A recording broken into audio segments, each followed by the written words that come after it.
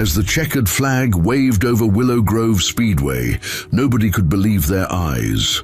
Olivia Grant, the mechanic's daughter they'd all ridiculed, was behind the wheel of a salvaged 1967 Mustang, edging past champion Connor Wilson's $200,000 race car to claim the regional championship.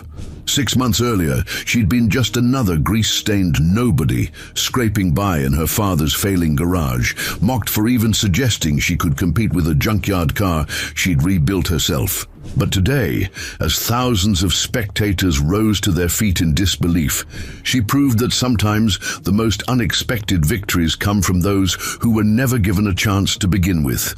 A truth that would forever change the small town of Willow Grove and the life of a young woman who refused to stay in her lane. Before we jump back in, tell us where you're tuning in from, and if this story touches you, make sure you're subscribed, because tomorrow I've saved something extra special for you.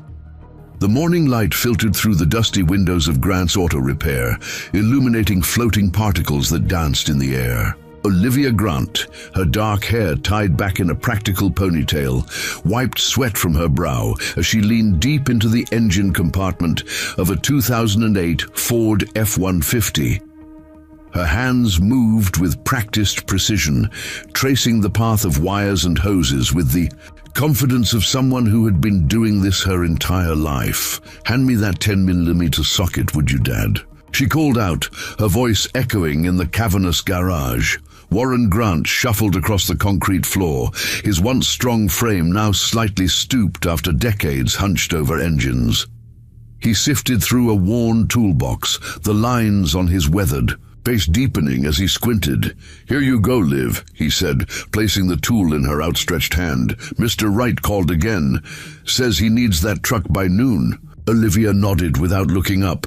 "Tell him it'll be ready. Just needed a new alternator and some wiring work." Warren lingered, watching his daughter work, pride mingled with concern on his face. "You know, your mother would have been proud to see how good you've become at this." The mention of her mother made Olivia pause momentarily. Susan Grant had passed away 10 years ago after a battle with cancer, leaving behind a garage full of tools and a daughter who had inherited her determination. "I hope so," Olivia replied softly, tightening a bolt with more force than necessary. The bell above the door jangled, interrupting the moment. Olivia straightened up, wiping her hands on a rag, as Norman Wright, a long-time customer, entered. "Morning." "Warren, Olivia?" Norman nodded, his gaze immediately going to his truck. "She gonna be ready on time?" "Just finishing up," Olivia assured him, closing the hood with a practiced thud. "Alternators replaced, and I checked the whole charging system while I was at it. Found some corroded wiring that needed replacing." Norman approached cautiously, as if afraid to get grease on his pristine button-up shirt. "And how much is that gonna cost me?" Warren stepped forward, handing Norman an invoice. "Same price we quoted you. The wiring works on the house." Olivia watched, as Norman's eyebrows raised in surprise. It was a gesture they couldn't really afford, but customer loyalty was worth something in a town where business was increasingly going to Harper Automotive, the gleaming dealership on the edge of town. "Well, I appreciate that," Norman said, reaching for his wallet. He paused as the garage's ancient television in the corner caught his attention. "You folks see the news about the big race series coming to town?" Both Grants turned toward the small TV. The local news was showing footage of Leonard Harper, the owner of Harper Automotive, shaking hands with racing officials. The caption read, "Willow Grove Speedway to host regional championship series. Prize money's $25,000, Norman continued, admiration clear in his voice. "That Harper fellow helped bring it here. Even got his dealership sponsoring it. Says it'll put Willow Grove on the map."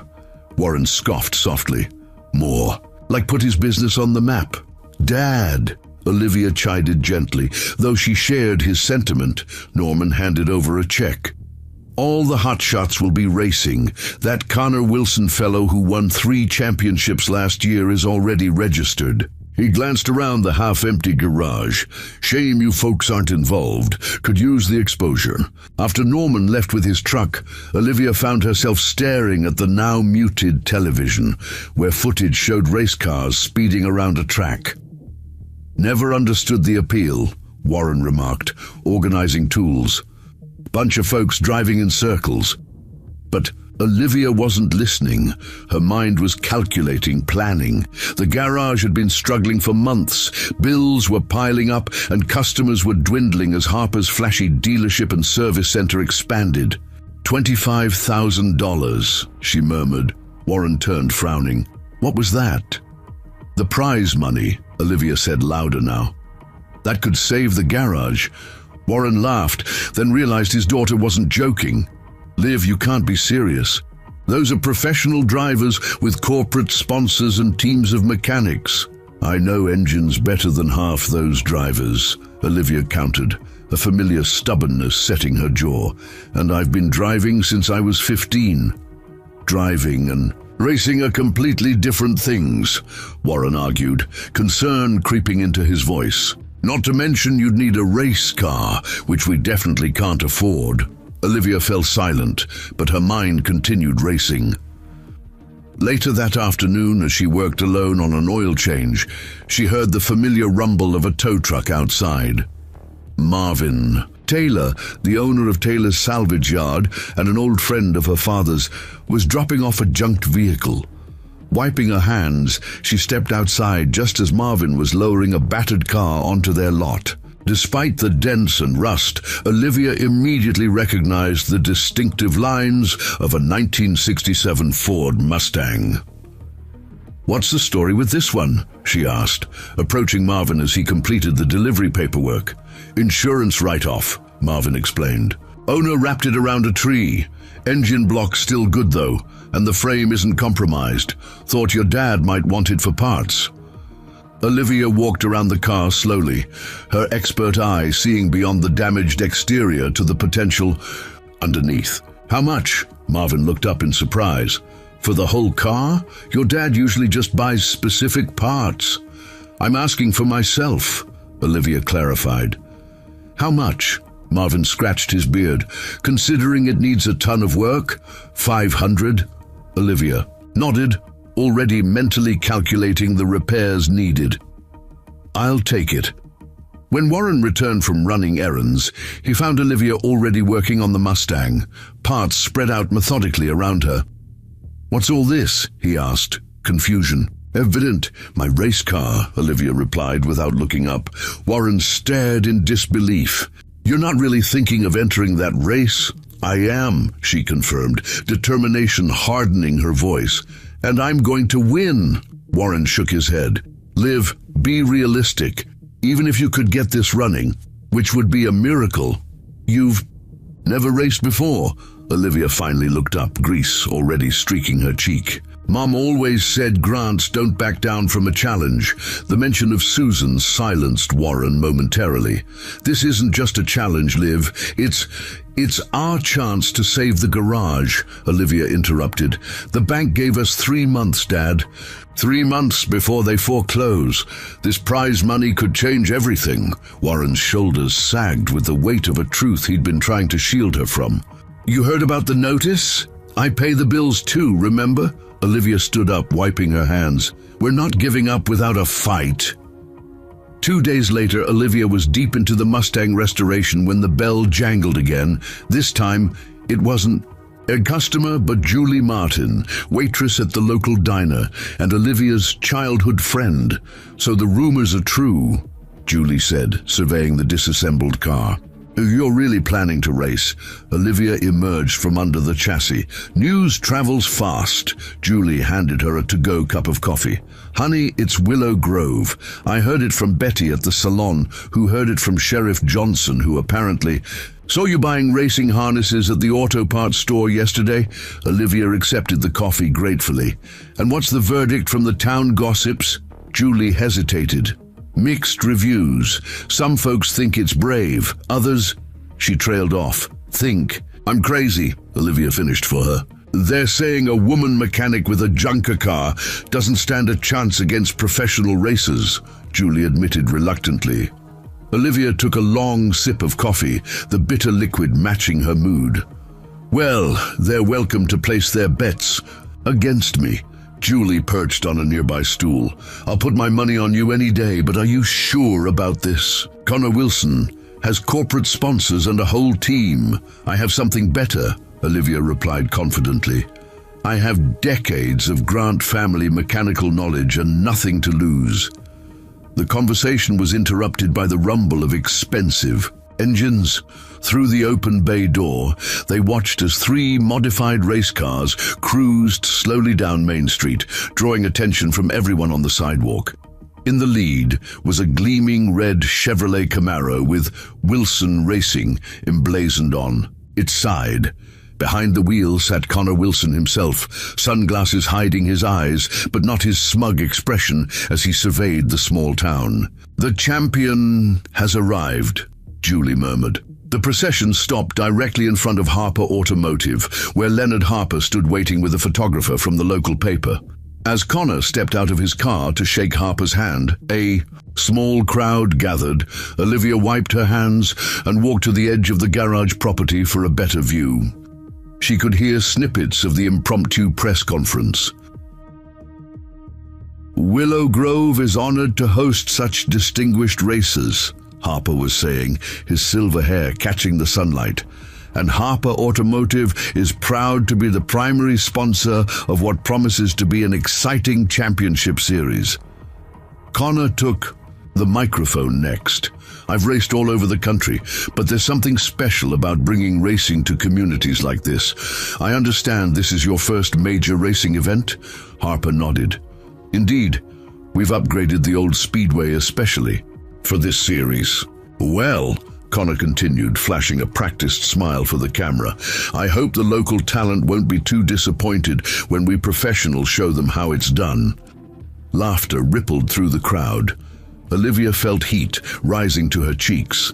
Excuse me, she called out, stepping forward before Julie could stop her. What makes you think the local talent isn't up to the challenge? All heads turned toward her, taking in her work clothes and grease-stained appearance. Connor lowered his sunglasses slightly, looking her up and down with undisguised amusement. No offense, miss. Grant. Olivia Grant. Miss Grant, he continued, smoothly. But there's a difference between changing oil and handling a race car at 130 miles per hour. More laughter from the crowd. Harper looked uncomfortable at the interruption to his publicity moment. I suppose we'll find out at the qualifier next week, Olivia replied evenly, when I'll be racing. This announcement was met with stunned silence, followed by murmurs and a few derisive chuckles. Connor's smirk widened. You're entering the race? In what exactly? A 1967 Ford Mustang, Olivia stated proudly. Now the laughter was open and unmistakable. Even Harper couldn't suppress a smile. Well, Connor said, barely containing his amusement, that should be interesting. Best of luck, Miss Grant. As he turned back to the cameras dismissing her, Olivia felt a surge of determination.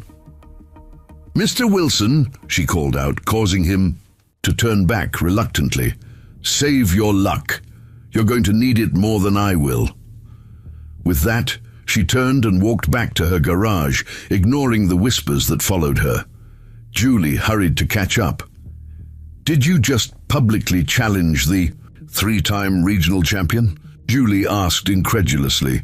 Olivia picked up a wrench, her grip tighter than before. Looks like I did. Back in the garage, Warren had witnessed the entire exchange. Instead of the lecture Olivia expected, he simply asked, You sure about this? Liv? She nodded firmly. Never been more sure of anything. Warren was quiet for a long moment, then reached for his toolbox. Well, this Mustang isn't going to rebuild itself. And if my daughter's racing, she's going to have the best damn car I can help her build. Olivia blinked back unexpected tears as her father rolled up his sleeves. For the first time since announcing her plan, she felt a flicker of hope. She might be the underdog, But in Willow Grove, the Grants had always been known for one thing. They never backed down from a challenge, and this was one challenge Olivia Grant intended to win. Telling and preparing this story took us a lot of time, so if you are enjoying it, subscribe to our channel. It means a lot to us. Now, back to the story. The next morning, Olivia awoke before dawn, her body aching from hours spent working on the Mustang. She moved quietly through the small apartment above the garage, careful not to wake her father. In the kitchen, she found a notepad with Warren's familiar handwriting. Called Marvin. He's got some parts we might need. Back by noon. Olivia smiled at her father's renewed enthusiasm. After fixing herself a quick breakfast, she headed downstairs to continue working. The Mustang sat in the center bay, illuminated by overhead lights that highlighted both its potential and the enormous task ahead. She had just begun removing the damaged rear quarter panel when a sharp rap on the garage door startled her. The shop wasn't open for another hour, and few people in Willow Grove were early risers. "We're closed," she called out, not looking up from her work. "Door says you open at 8, a gravelly female voice responded. "It's 8:05. Olivia turned to find an elderly woman standing at the entrance. She was small in stature, but carried herself with unmistakable authority. Silver hair was pulled back in a neat bun, and piercing blue eyes studied Olivia with interest. "Can I help you?" Olivia asked, setting down her tools. "I'm looking for the girl who's planning to race a Mustang against Connor Wilson," the woman replied, stepping inside without waiting for an invitation. She walked around the car, inspecting it with a critical eye. "That would be me," Olivia confirmed, watching the stranger carefully. "Olivia Grant." The woman nodded, still focused on the car. "Hazel Cooper. Most folks call me Hayes." She ran a weathered hand along the Mustang's dented fender. 1967. Good year. Something about the name sounded familiar to Olivia, but she couldn't place it. "Did you need auto work done? Because as you can see, I'm a bit busy at the moment." Hayes chuckled. "No, I'm not here as a customer. I'm here because I heard someone was finally going to challenge that pompous Wilson boy." She finally looked up at Olivia, "and I wanted to see if she had any chance at all." "And your verdict?" Olivia asked, crossing her arms defensively. Hayes pointed to the engine parts Olivia had meticulously arranged on a nearby workbench. "You've got good organization. That's promising, but this car needs more than just mechanical work to race." "I know what I'm doing," Olivia insisted. "Do you?" Hayes questioned. "Have you calculated the power-to-weight ratio you'll need? Have you considered suspension modifications for cornering at speed? What about fuel delivery under high G-forces?" Olivia opened her mouth to respond, then closed it, realizing these were aspects she hadn't fully considered. "That's what I thought," Hayes said not unkindly. "You're a good mechanic, but racing is different. And you know this because, A smile crossed Hayes's face. "Because I've done it. 40 years ago. But some things don't change." Suddenly recognition dawned on Olivia.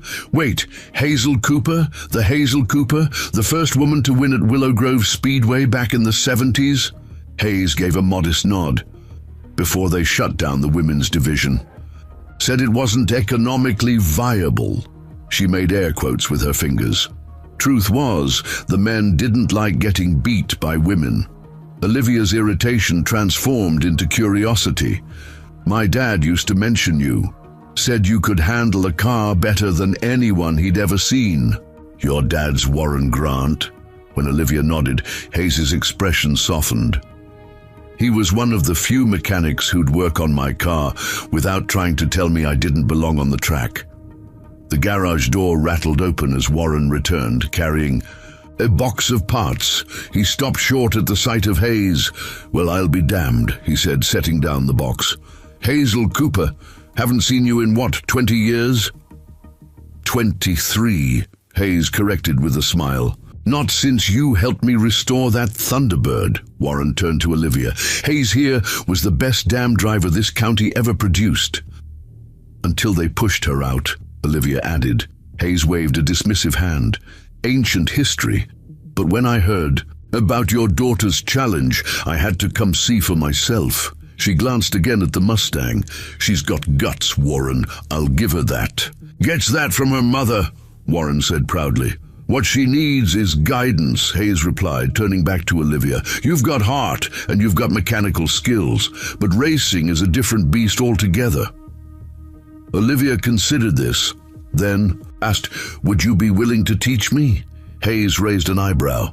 Teaching's not really my thing. Please, Olivia pressed. I need to win this race. Our garage depends on it. Warren looked between the two women, hope evident on his face.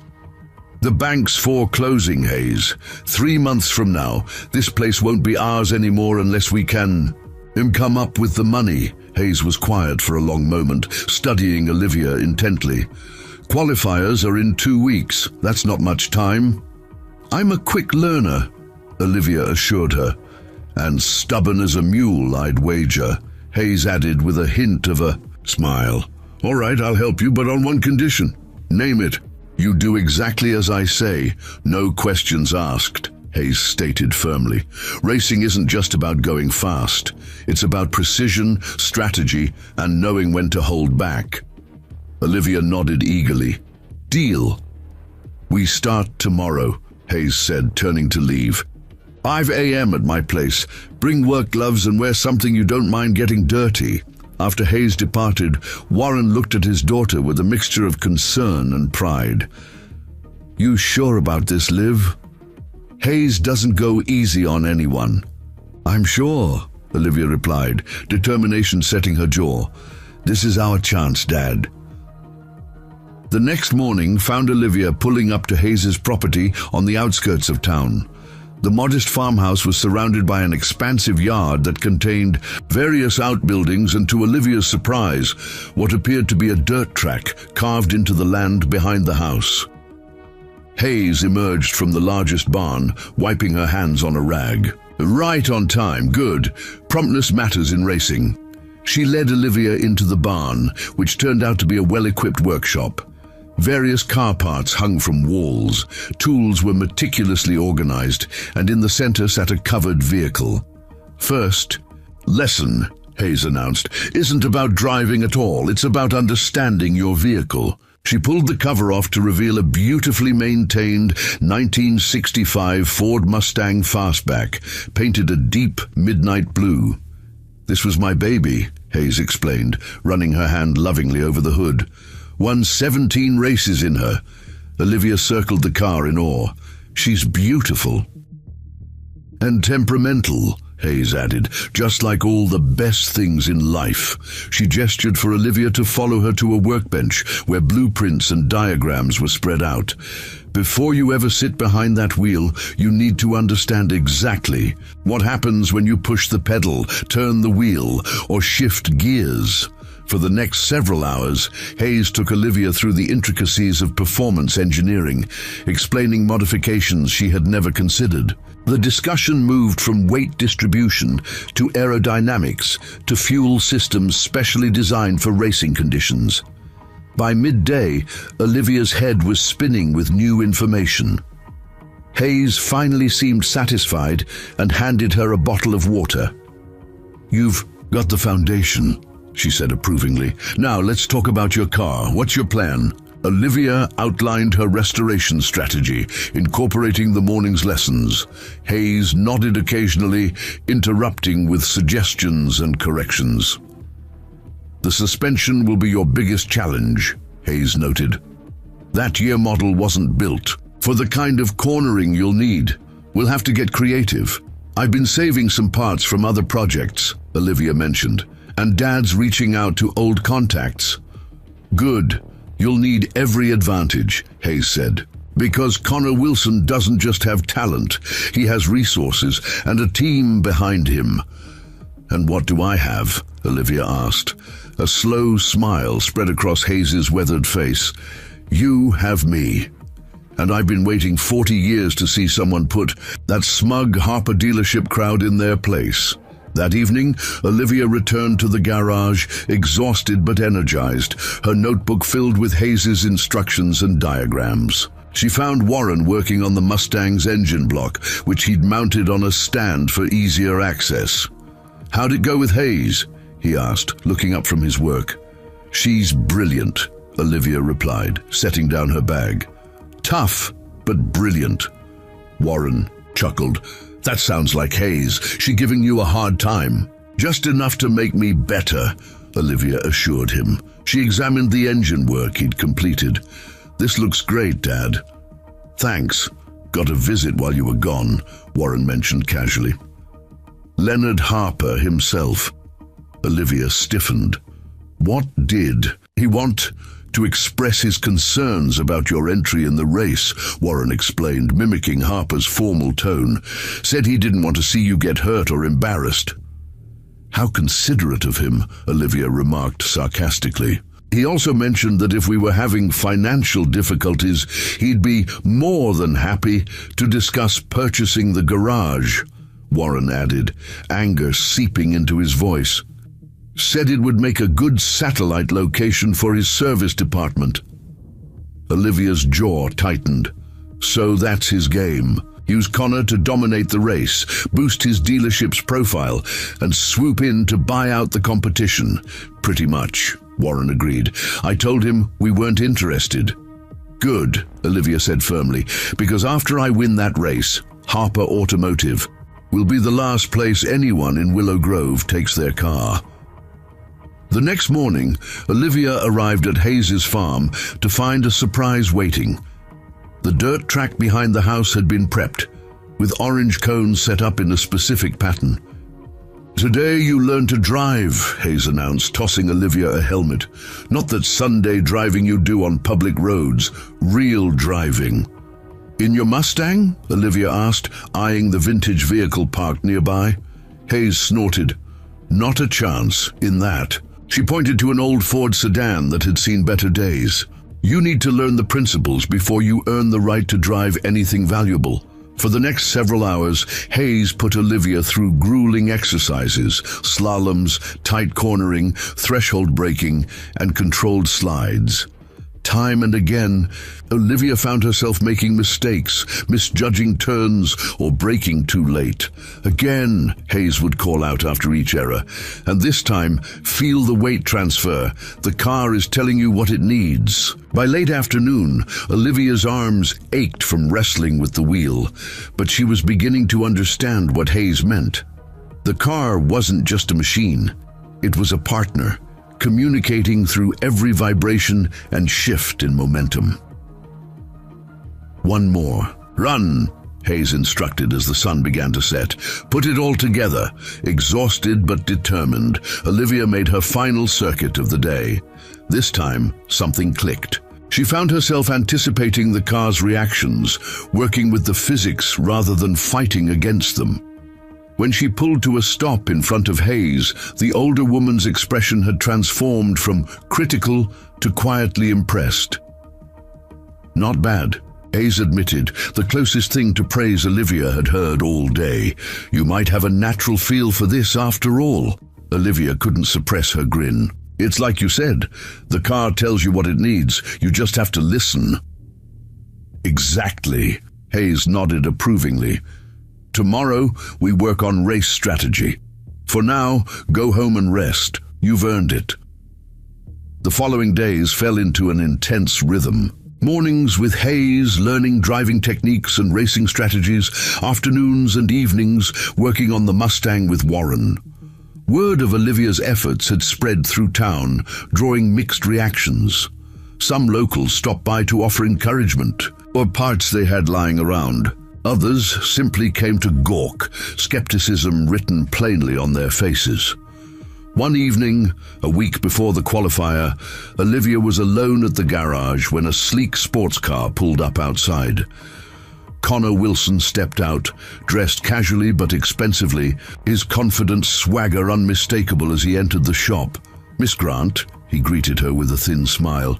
"I was driving by and thought I'd see how your project is coming along." Olivia straightened up from where she'd been working on the Mustang's wiring. Mr. Wilson, what a surprise! Connor walked a slow circle around the Mustang, which was now taking shape.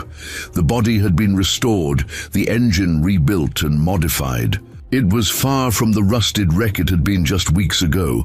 I'm impressed, he admitted, though his tone suggested otherwise. But you know, this is still just a streetcar, right? Not a race car. It will be, Olivia replied confidently. Connor leaned against a nearby workbench, crossing his arms. You know, it's not too late to withdraw your entry. No one would think less of you. Is that why you're here? To convince me to drop out? I'm here to give you some friendly advice, Connor clarified. Racing is dangerous, Miss Grant. People get hurt, sometimes seriously. Olivia held his gaze steadily. Are you concerned for my safety, or worried about your reputation if a woman in a restored Mustang gives you a run for your money? Connor laughed, but there was an edge to it. Look, I admire your spirit. Really, I do. But this isn't a movie where the underdog miraculously beats the professionals. This is real life. Thanks for the reality check, Olivia said dryly, but I'll take my chances. Connor's expression hardened slightly. Harper mentioned your garage is having financial difficulties. That's a shame. Would be even worse if you wrecked this car you've invested so much in. The implied threat wasn't lost on Olivia. Are you always this concerned about your competitors, or am I getting special treatment? Connor pushed himself off the workbench. Just looking out for a fellow racer. He headed toward the door but paused. By the way, I saw you've been spending time with old Hazel Cooper. Interesting choice of mentor. She knows what she's talking about, Olivia defended. Oh, I don't doubt that, Connor replied. But you should know, she had her shot at the big leagues once. Sponsor deal, professional. Team, the works. Then she choked in the qualifying race, crashed out and never recovered. Some people just aren't cut out for the pressure. He offered a final smile that didn't reach his eyes. See you at the qualifier, Miss Grant. After he left, Olivia found her hands shaking with anger. She grabbed her phone and called Hayes. Connor Wilson just paid me a visit, she said when Hayes answered. Tried to intimidate me into withdrawing. Mentioned something about you choking in a qualifying race. There was a long silence on the other end. That was a long time ago, Hayes finally replied, her voice uncharacteristically subdued. What happened? Olivia pressed. Another pause. Come over tomorrow morning, earlier than usual. There's something I need to show you. The next day, Olivia arrived at Hayes's farm just as the first hints of dawn colored the sky.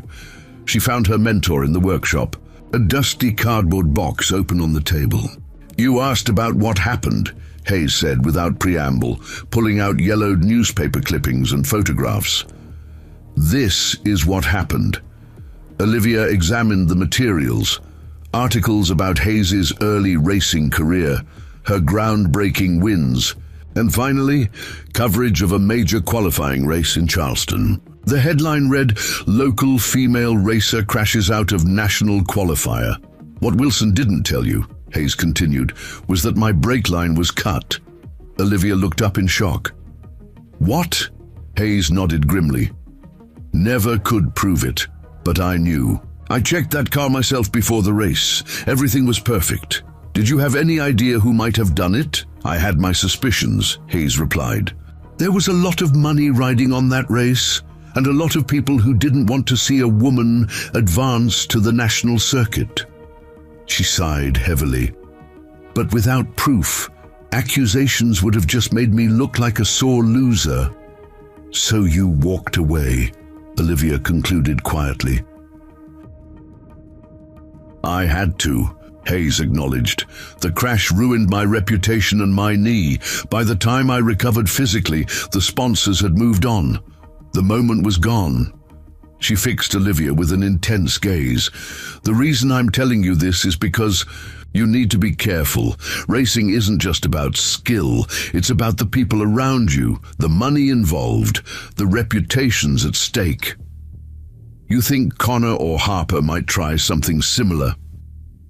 I think you should check your car thoroughly before the qualifier, Hayes advised. And I think you should be prepared for the fact that not everyone plays fair. Olivia absorbed this sobering information. Thank you for telling me, and I'm sorry about what happened to you. Hayes's expression softened slightly. Don't be sorry. Be smart, and most importantly, be faster than them. As the day of the qualifier approached, Olivia felt the weight of expectation growing. The Mustang was nearly ready, transformed from junkyard scrap to a gleaming blue racing machine. Warren had worked tirelessly alongside her, his expertise proving invaluable. The evening before the qualifier, Olivia took the Mustang for a final test drive on an unused country road. The engine responded beautifully, the suspension holding firm through turns. Hayes's lessons echoed in her mind as she put the car through its paces, feeling the perfect harmony between machine and driver. When she returned to the garage, she found Warren waiting with a small package. "Got you something," he said, handing it to her, "for tomorrow." Inside was a racing jacket, dark blue with Grant Racing embroidered across the back in silver thread.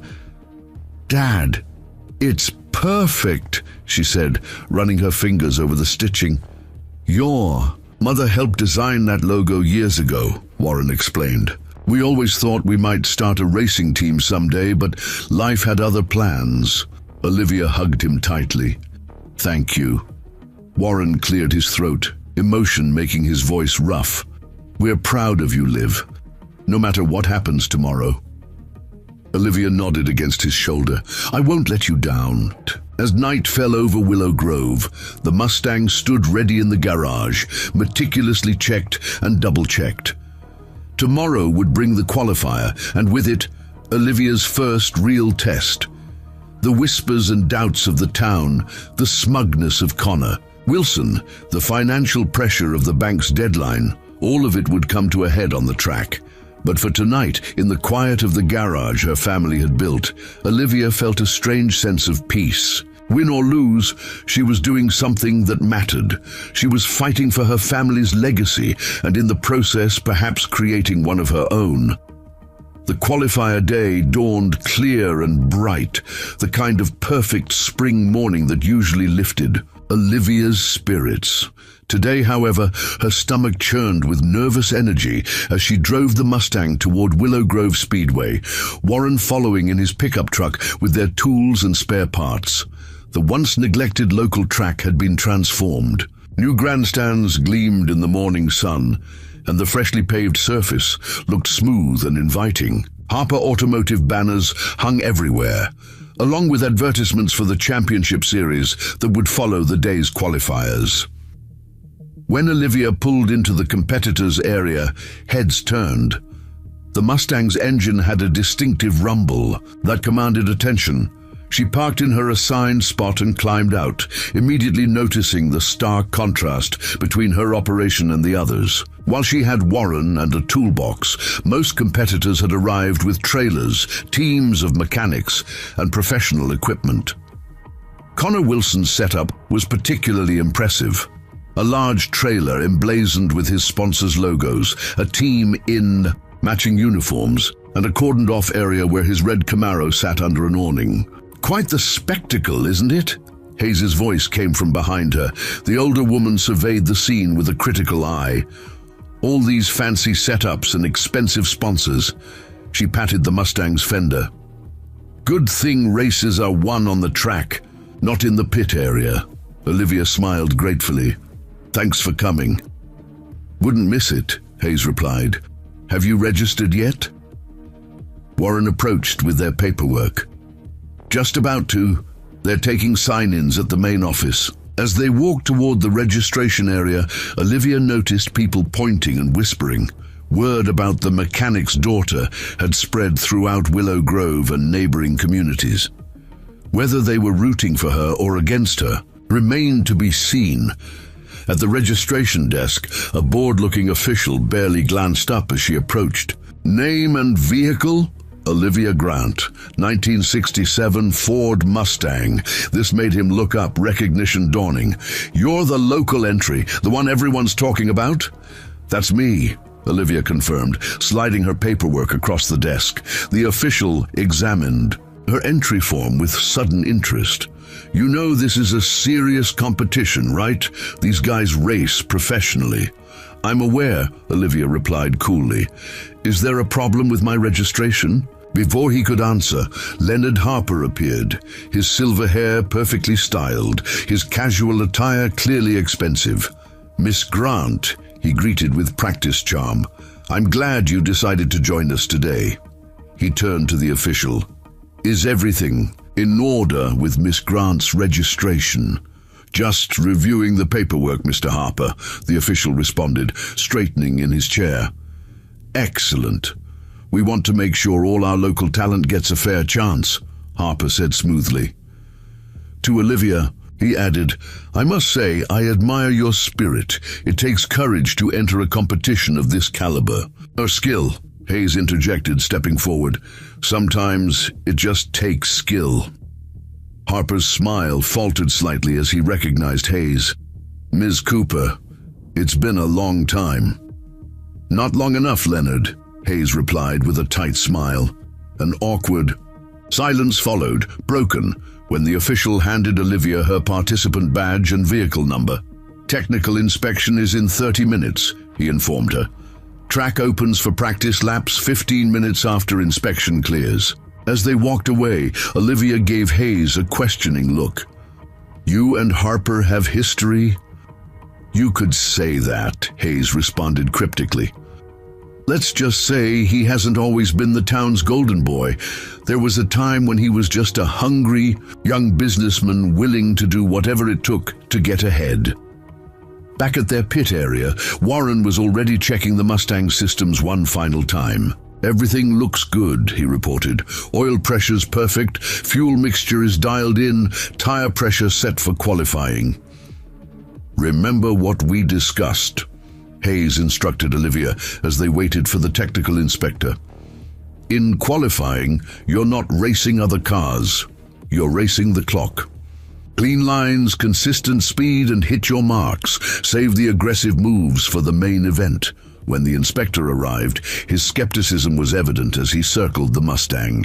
He checked every safety feature meticulously, seeming almost disappointed when he couldn't find any violations. Finally, he signed off on the inspection form with a reluctant nod. You're cleared to run, he said, but I'll be watching closely. As Olivia prepared for practice laps, she noticed Dylan Evans, Connor's young mechanic, watching her from a distance. Unlike others in Connor's team, who openly smirked at her efforts, Dylan's expression was one of genuine curiosity. When he realized she'd noticed him, he quickly turned away and busied himself with Connor's car. The loudspeaker crackled to life. Practice session, beginning in 5 minutes. All qualified drivers to staging area. Olivia pulled on her helmet, the weight of it suddenly making everything feel real. This wasn't just restoring a car or practicing on Hayes' dirt track. This was actually happening. You've got this, Warren assured her, giving her shoulder a firm squeeze. Remember, Hayes added, first practice is about learning the track. Don't push too hard yet. Olivia nodded, sliding into the driver's seat. The interior of the Mustang was stripped down for racing. No unnecessary weight, just the essentials. She fastened her harness and started the engine, feeling the familiar vibration that had become a comfort over the past weeks. As she drove to the staging area, she found herself lined up behind several other cars, including Connor's Camaro. Through her windshield, she could see him in his rearview mirror, watching her with a mixture of amusement and condescension. One by one, cars were released onto the track for their practice laps. When Olivia's turn came, she took a deep breath and accelerated out of the pit lane, feeling the Mustang respond eagerly to her touch. The Willow Grove Speedway was a 3/4 mile oval with banked turns. Simple in design, but requiring precision to navigate at speed. Olivia took her first lap conservatively, getting a feel for the surface and the banking. On her second lap, she began to push harder, finding the racing line Hayes had described. The Mustang handled beautifully, all their modifications working in harmony. By her fourth lap, Olivia was fully in the zone, the world outside the track fading away as she focused solely on the perfect line through each turn. When she returned to the pit area, both Warren and Hayes wore broad smiles. "How'd it feel?" Warren asked as she climbed out. "Amazing," Olivia admitted, unable to contain her own smile. "She's running perfectly." "Your lines were good," Hayes noted, "but you're still hesitating slightly at turn entry. Trust your braking. Aim points and carry more speed through the apex." Olivia nodded, absorbing the feedback. Nearby, she noticed Connor watching them, his expression inscrutable as he conversed with Leonard Harper. The qualifier format was straightforward. Each driver would get 2 timed laps, with their fastest lap determining their starting position for tomorrow's first heat race. Only the top 12 qualifiers would advance. As various drivers took their qualifying runs, Olivia studied their techniques, noting who took which lines and where they seemed to find extra speed. When Connor's turn came, his Camaro screamed around the track with practiced precision, setting a time that put him firmly at the top of the leaderboard. "He's good," Olivia acknowledged, as the announcement of his time drew appreciative murmurs from the growing crowd. "He's experienced," Hayes corrected. "There's a difference. Experience can be overcome with the right strategy." Finally, Olivia's name was called. As she walked back to the Mustang, she noticed more spectators had arrived, many from town. Julie was there with several other locals, holding a hastily made "Go Olivia" sign. It was touching but also added to the pressure. "Block it all out," Hayes advised, seeming to read her thoughts. "It's just you and the track now." With those words in mind, Olivia pulled on her helmet and strapped in. The familiar surroundings of the Mustang's interior calmed her nerves. This car, which she knew inside and out, had become an extension of herself. The starter waved her onto the track for her warm-up lap. Olivia used this time to get her tires up to temperature, weaving slightly to distribute heat evenly. As she approached the start-finish line, she took a final deep breath. The green flag dropped. Olivia launched into her first qualifying lap, pushing harder than she had during practice. The Mustang responded beautifully, hugging the track through the first turn. She hit every mark Hayes had taught her, carrying speed through the corners while maintaining precise control. As she crossed the line to complete her first lap, the announcer's voice came over the speakers. "That's a solid opening lap for our local entrant, Olivia Grant, putting her provisionally in 8th position. 8th would be enough to qualify, but Olivia knew she could do better. For her second lap, she pushed even harder, braking later and accelerating earlier out of each turn. The Mustang's engine roared as she opened it up on the backstretch, the speedometer climbing past 120 mph. Coming into the final turn, she felt the rear end begin to slide. Instead of fighting it, she used the technique Hayes had drilled into her, a touch of opposite lock on the steering wheel and careful throttle control to maintain her line through the drift. The crowd rose to their feet as the blue Mustang slid dramatically through the final turn, then straightened out for the dash to the finish line. Olivia crossed the line and immediately looked to the scoreboard. 5th place. A cheer went up from the local contingent in the stands. Olivia felt a rush of elation as she completed her cool-down lap and returned to the pit area, where Warren and Hayes waited with broad smiles. 5th, Warren exclaimed as she climbed out. "That's better than we hoped for." "Your second lap was nearly perfect," Hayes praised, a rare note of enthusiasm in her voice. "That recovery in turn 4, textbook." As Olivia removed her helmet, she couldn't help but notice the changed expressions around her. The smirks and dismissive looks had been replaced by surprise and, in some cases, grudging respect. She had proven she belonged on that track. Even Connor seemed taken aback when their eyes met across the pit area. His usual smug expression was replaced by something closer to genuine curiosity. He gave her a slight nod before turning back to his team. Leonard Harper approached, his camera-ready smile firmly in place. "Impressive performance, Miss Grant. 5th place. Who would have thought?" "I would have," Olivia replied evenly. Harper chuckled. "Indeed.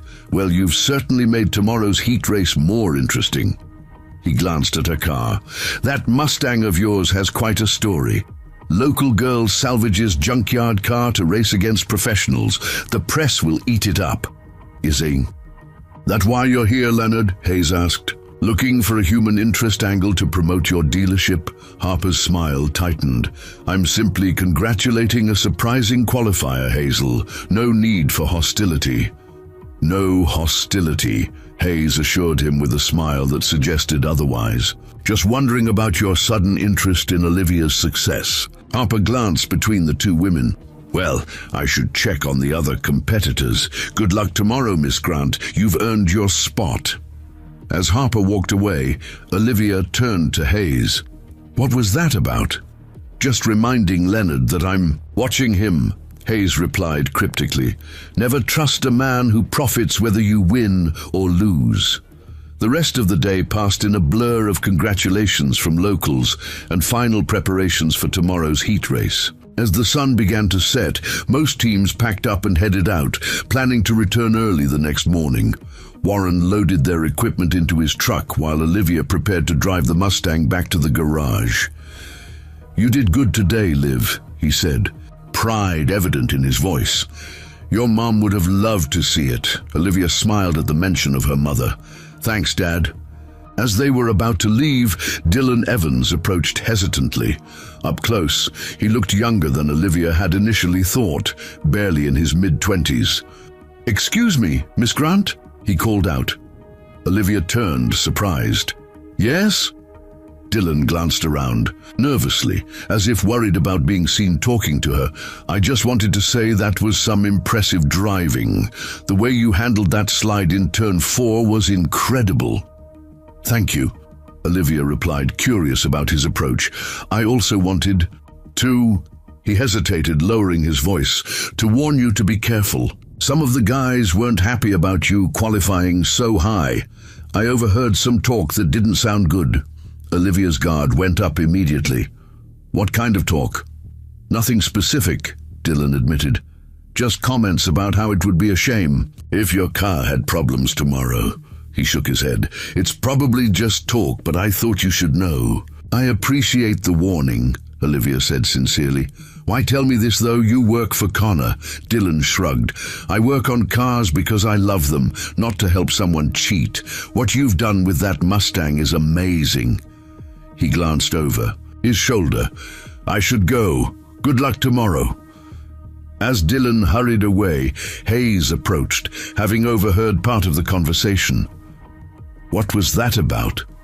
Olivia recounted Dylan's warning, concern evident in her voice. Hayes's expression hardened. "History repeating itself," she muttered. "All right, change of plans. The Mustang isn't going back to your garage tonight. Where will it go?" Warren asked. "My place," Hayes decided. "No one will expect it there, and I've got security systems that would make Fort Knox jealous." When Olivia and Warren looked surprised, she added, "Let's just say after what happened to me, I developed a healthy paranoia." That night, with the Mustang safely locked in Hayes's workshop, Olivia tried to sleep, but found herself too keyed up from the day's events. She sat at her kitchen table, reviewing Hayes's notes on tomorrow's race strategy. Her phone buzzed with a text from Julie. "Whole town's talking about you. Everyone at the diner saying they'll be at the track tomorrow. You're officially Willow Grove's hometown hero." The message brought a smile to Olivia's face, but also a wave of pressure. She hadn't realized how much her challenge had resonated with the townspeople. She wasn't just racing for herself and her father anymore. She was racing for a community that had long lived in the shadow of Harper Automotive's influence. As she finally drifted off to sleep, Olivia's dreams were filled with roaring engines and checkered flags. In her mind, she ran through every turn of the track, visualizing the perfect race. Tomorrow would be more than a heat race. It would be her chance to prove that sometimes the underdog's bite is worse than their bark. And in a small town like Willow Grove, where everyone loves a good story, Olivia Grant was writing one with every lap she drove. Olivia awoke before her alarm, the first rays of dawn barely visible through her bedroom window. Race day. The thought sent a flutter of butterflies through her stomach as she slipped out of bed. She found Warren already in the kitchen, nursing a cup of coffee, his expression a mixture of anxiety and pride. "Couldn't sleep either, huh?" she asked, pouring herself a cup. Warren shook his head. "Too much on my mind." He slid a folded newspaper across the table. "You made the front page." Olivia picked up the Willow Grove Gazette. The headline read, "Local mechanic's daughter stuns racing community with fifth-place qualifying run." Beneath it was a photo of her sliding the Mustang through the final turn, the car perfectly balanced on the edge of control. "Guess we're really doing this," she murmured, scanning the article. "Having second thoughts?" Warren asked carefully. Olivia looked up, determination replacing nervousness. "Not a chance." They arrived at Hayes's property as the sun cleared the horizon. The older woman was already in her workshop, doing a final inspection of the Mustang. "Sleep well?" Hayes asked, not looking up from her work. "Well enough," Olivia replied, setting down her bag. "How's she looking?" "Perfect," Hayes confirmed. "I stayed up most of the night going over every inch. If anyone tried to get to her, they'd have had to go through me and my shotgun first." Warren chuckled. "Remind me never to get on your bad side." "Hayes!" The three of them worked together to load the Mustang onto Warren's trailer, securing it carefully for the short drive to the speedway. As they finished, Olivia noticed Hayes seemed unusually pensive. "Everything okay?" she asked.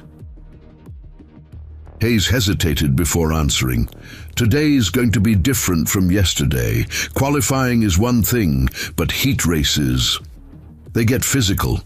Those boys aren't going to just let you pass them. Some might even try to put you into the wall if they get the chance." "I'll be careful," Olivia promised. "Being careful isn't enough," Hayes insisted. "You need to be aggressive when it counts.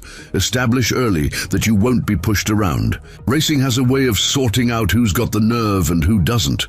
When they arrived at Willow Grove Speedway, the atmosphere had transformed overnight.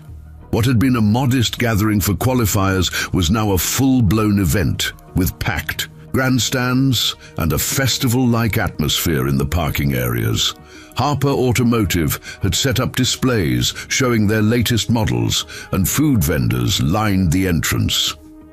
As Warren pulled their trailer into the competitors' area, Olivia was shocked to see a small crowd waiting, many holding handmade signs with her name. Julie pushed through to greet her. "Can you believe this turnout?" Julie exclaimed, hugging Olivia tightly. "Half the town is here to see you race." The realization hit Olivia with unexpected force. These people were counting on her. She spotted Norman Wright, their longtime customer, proudly wearing a t-shirt with Team Grant scrawled across it in marker. Nearby, several of her father's friends from the auto parts store were helping set up a canopy over their pit area. "Word spread fast," Warren commented, clearly moved by the show of support. "Small towns," Hayes remarked with a knowing smile. "Nothing unites people like an underdog story." As Olivia prepared for the morning's practice session, Leonard Harper's voice came over the public address system, welcoming everyone to the Willow Grove Championship Series. She half listened as she checked. Tire pressures more focused on her pre-race routine than Harper's promotional speech. "And I'd like to recognize all our qualifying drivers," Harper continued, "especially our local entrant, Olivia Grant, whose remarkable story has captured the community's imagination." A cheer went up from the crowd, causing Olivia to glance up.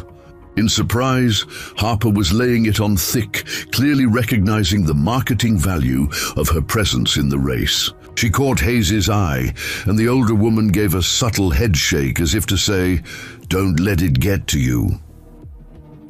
Practice went smoothly. The Mustang felt even better than the day before, responding crisply to Olivia's inputs. As she pulled back into the pit area, she noticed Connor watching her intently, his usual swagger replaced by focused calculation. "He's worried," Hayes observed, following Olivia's gaze. "Your times in practice were close to his, too close for comfort." The format for the day was simple. 2 heat races of 6 cars each, with the top 3 finishers from each heat advancing to the final race tomorrow. As 5th place qualifier, Olivia would start in the 3rd row of the first heat, alongside Nate Rogers, the friendly rival who had qualified 6th. "The keys to this heat are the start and the first lap," Hayes instructed as they waited for the call to grid. "Don't try to win it in the first corner, but don't lose it there either. Hold your position, then pick your moments to advance." Warren checked Olivia's safety harness one final time, his hands steady despite his obvious tension. "Drive smart," he said simply, his eyes conveying everything words couldn't. As Olivia pulled onto the grid, she felt a strange calm settle over her. The nerves and pressure faded, replaced by a singular focus on the task ahead. 6 cars, 8 laps, and only 3 would advance. The stands were packed, with a noticeable concentration of local supporters in the section nearest their pit area. Connor's Camaro sat on the pole position, with another professional driver beside him in the front row. The second row consisted of a seasoned veteran and a younger hotshot from Charleston. Olivia and Nate made up the 3rd row. Through her side window, Nate gave her a respectful nod. Unlike some competitors, he had shown no resentment toward her presence, treating her as just another racer. The starter approached with the green flag. Engines revved in anticipation, the collective sound vibrating through Olivia's chest. She gripped the wheel tightly, eyes focused on the lights above the track. Green. 6 cars launched forward simultaneously, a coordinated explosion of sound and fury. Connor took the early lead, but the second-place starter challenged him immediately. The cars door-to-door into turn 1. Olivia held her line, resisting the temptation to dive into gaps that weren't fully open. As they exited turn 2, she found herself still in 5th, but close behind the 4th-place car. By lap 3, the field had stretched slightly, with Connor building a small lead. Olivia sensed the 4th-place driver struggling with his car's handling, his lines becoming increasingly erratic. She positioned herself perfectly for the exit of turn 4, then powered past him on the straightaway, moving cleanly into 4th. In her mirror, she could see Nate following her through, relegating the struggling driver to 6th. "Good move, Olivia." Warren's voice came through her radio. "You're gaining on 3rd. The 3rd-place driver was the young hotshot from Charleston. He had raw speed, but was burning through his tires with an aggressive driving style." With each lap, Olivia closed the gap, patiently waiting for his mistakes to compound. On lap 6, it happened. The hotshot carried too much speed into turn 3, his car drifting wide. Olivia didn't hesitate, steering the Mustang into the opening and powering through to claim 3rd place. "2 laps to go," came Warren's tense voice. "Just hold position." But Olivia wasn't content with merely qualifying. Ahead, the veteran in 2nd place was visible, his car's handling deteriorating as the race progressed. Lap 7 saw Olivia gain significant ground, closing to within a car length as they took the white flag, signaling the final lap. The veteran defended aggressively, moving to block Olivia's first attempt at passing on the backstretch. But in doing so, he compromised his entry to turn 3, taking a wider line than optimal. Olivia seized the moment, diving to the inside with perfect timing. For a heart-stopping moment, the cars ran side by side through the turn, inches apart at over 100 meter part. The veteran tried to squeeze her down, but Olivia held firm, forcing him to choose between yielding or crashing. He yielded. Olivia emerged from the final turn in second place, crossing the finish line just behind Connor. The local crowd erupted, their cheers audible even over the engine noise as she took her cool-down lap. When she pulled back into the pit area, a small crowd had gathered. Warren was beaming, and Hayes wore a smile that mixed pride with vindication. Even those who had doubted her were now offering congratulations. Connor approached as she climbed out of the car, his expression unreadable. "Nice driving," he said, extending his hand. "That last lap pass was unexpected." Olivia shook his hand, noting the firmness of his grip. "Thanks. Your pace at the front was impressive." "This was just a heat," Connor reminded her, something hardening in his eyes. "Tomorrow's the one that counts." As he walked away, Hayes moved closer to Olivia. "He's rattled," she observed quietly. "You weren't supposed to challenge him like that." Before Olivia could respond, Leonard Harper appeared, with a local reporter in tow. "Miss Grant," Harper called out jovially. "What a performance! May I introduce Sandra from the Gazette? She'd love a few words about your remarkable achievement." The next hour passed in a blur of interviews and congratulations. Everyone wanted to know about the mechanic's daughter who had transformed a junkyard Mustang into a contender. Olivia answered questions politely, but kept technical details vague, mindful of Hayes' warning about giving away advantages. As the second heat race got underway, Olivia, Warren and Hayes retreated to their pit area to assess the Mustang's condition after the hard-fought race. "Tires held up well," Warren noted, checking the wear patterns. "But we should replace the right front before tomorrow. It took a beating in those high-speed turns." "Engine temperature stayed consistent," Hayes added, looking at the data they'd collected. "Your cooling modifications worked perfectly, Warren." The second heat proved eventful, with two cars tangling on the final lap, allowing Nate Rogers to claim the last transfer spot to the final. When Olivia caught up with him afterward, he seemed genuinely pleased about racing her again tomorrow. "Your Mustang looks strong," he commented. "Never thought I'd see a classic American muscle car giving these modern machines such a run for their money." "It's all about the fundamentals," Olivia replied. "Good engineering doesn't have an expiration date." As the day's events wound down, Olivia noticed a change in how other competitors regarded her. The dismissive glances had been replaced by calculating stares. She was no longer the novelty act. She was a legitimate threat. The conversation turned to strategy for tomorrow's final as they secured the Mustang for transport. Unlike the heat race, the final would be 20 laps, requiring more tire management and possibly pit stops for any mechanical issues. "You should have a clear goal," Hayes advised. "Connor and a couple of others have more experience in longer races. If you try to lead from the start, you'll burn through your equipment." "So what's the play?" Olivia asked. "Patience," Hayes replied. "Run your race, not theirs. Stay close enough to capitalize if they make mistakes, but don't wear yourself out fighting for every position in the early laps." Warren nodded in agreement. Tomorrow isn't just about speed, it's about endurance and strategy. As they loaded the Mustang onto the trailer, Dylan Evans approached, looking nervously over his shoulder. "Quick word?" he asked Olivia quietly. She stepped aside with him, curious about his return. "I heard some of Connor's team talking," Dylan said, keeping his voice low. "They're concerned about your car's speed in the straightaways. Connor mentioned something about how old-school engineering shouldn't be competitive." "Is that all?" Olivia asked, sensing there was more. Dylan hesitated. "They also mentioned your brakes, something about how vintage brakes aren't designed for racing conditions and how they hoped you'd check them thoroughly.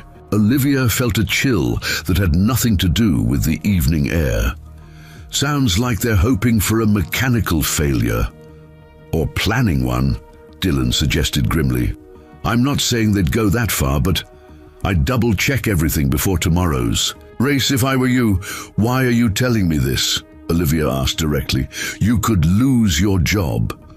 Dylan shrugged. I became a mechanic because I love cars and racing, not to help someone win by cheating. He glanced back toward Connor's team. I should go before they notice I'm gone. Good luck tomorrow. You've earned your spot in that race, whatever they might think. As Dylan hurried away, Olivia rejoined Warren and Hayes, relaying what she'd learned. History repeating itself. Hayes muttered darkly, We're not taking any chances. The Mustang stays with me again tonight, and we'll do a complete brake system inspection before the race. I'll call Sheriff Johnson, Warren suggested. Let him know we have concerns about tampering. Hayes shook her head. Roy Johnson has been in Leonard Harper's pocket for years. He'd dismiss it as pre-race paranoia. She fixed Olivia with a determined, Look, no, we handle this ourselves. I've got the security at my place, and we've got the skills to check every inch of that car. That evening, they worked late into the night at Hayes's workshop, methodically inspecting every component of the Mustang's brake system. They found nothing suspicious, but the process gave them all peace of mind. As they finished, Hayes brought out 3 mugs of coffee. Time for a break, she announced. You need rest before tomorrow, Olivia. They sat in comfortable silence for a moment, the Mustang gleaming under the workshop lights. Warren was the first to speak. You know, when you first brought that wreck home, I thought you were chasing an impossible dream, he admitted. Now look at her, and look at you, 2nd place in your first ever heat race. Olivia smiled, fatigue momentarily forgotten. We're not done yet. No, Hayes agreed. We're just getting started. Tomorrow's race will be harder. Connor and the others won't underestimate you again. They'll do whatever it takes to keep you behind them. Let them try, Olivia replied, newfound confidence in her voice. This Mustang has surprised everyone so far. Tomorrow, we show them what she can really do. As she drove home later, Olivia took the long route through Willow Grove. The small town was buzzing with unusual energy for a weeknight. The pit stop diner was packed, locals animatedly discussing the day's races. As she passed, someone spotted her and pointed. A spontaneous cheer broke out, patrons raising their coffee cups. In salute, the town's support was touching, but also added pressure. For the first time, Olivia truly understood what Hayes had meant about racing being more than just driving fast. It was about representing something larger than yourself, dreams, hopes, and the belief that sometimes, against all odds, the underdog could have their day. Tomorrow would determine whether Willow Grove's newfound racing hero could deliver on that promise. As Olivia finally fell into bed, exhausted but wired, her mind raced with possibilities. The heat race had proven she belonged on that track. The final would determine if she deserved to win. Her last thought before drifting off was of the checkered, flag-waving, the blue Mustang crossing the line first, and all those who had doubted her forced to reconsider everything they thought they knew about the mechanic's daughter. Olivia arrived at Hayes's property just after sunrise, the morning air. Crisp and clear, perfect racing weather. The significance of the day wasn't lost on her. Everything she and her father had worked for would be decided in the next few hours. Hayes was already in the workshop, making final adjustments to the Mustang, while softly humming an old country tune. She glanced up as Olivia entered. "Sleep at all?" Hayes asked, though her knowing smile suggested she already knew the answer. "A few hours," Olivia admitted. "Too much on my mind." Warren arrived minutes later, carrying a box of fresh donuts and 3 large coffees. "Thought we could use the fuel," he said, setting everything down on a workbench. As they ate, Hayes outlined their final strategy for the race. The start will be crucial. You're in the second row, which gives you a clean line into the first turn. If you get a good jump, Connor and that driver from Virginia will try to break away early, Olivia noted, having studied her competition carefully. They both like to build a gap and manage it from the front. Exactly, Hayes confirmed. But 20 laps is a long race for these cars. Tires will degrade, especially on those who push too hard at the beginning. Your advantage is that the Mustang is more forgiving on its tires. We designed it that way. The discussion continued as they finalized every detail, from tire pressures to fuel load. Warren had prepared spare parts for any eventuality, packed neatly in toolboxes. When they finally loaded the Mustang onto the trailer, Olivia noticed Hayes take a moment alone with the car, resting her hand on the fender as if conveying a silent message. It was a small gesture, but it spoke volumes about how much this race meant to the older woman. The atmosphere at Willow Grove Speedway had transformed yet again.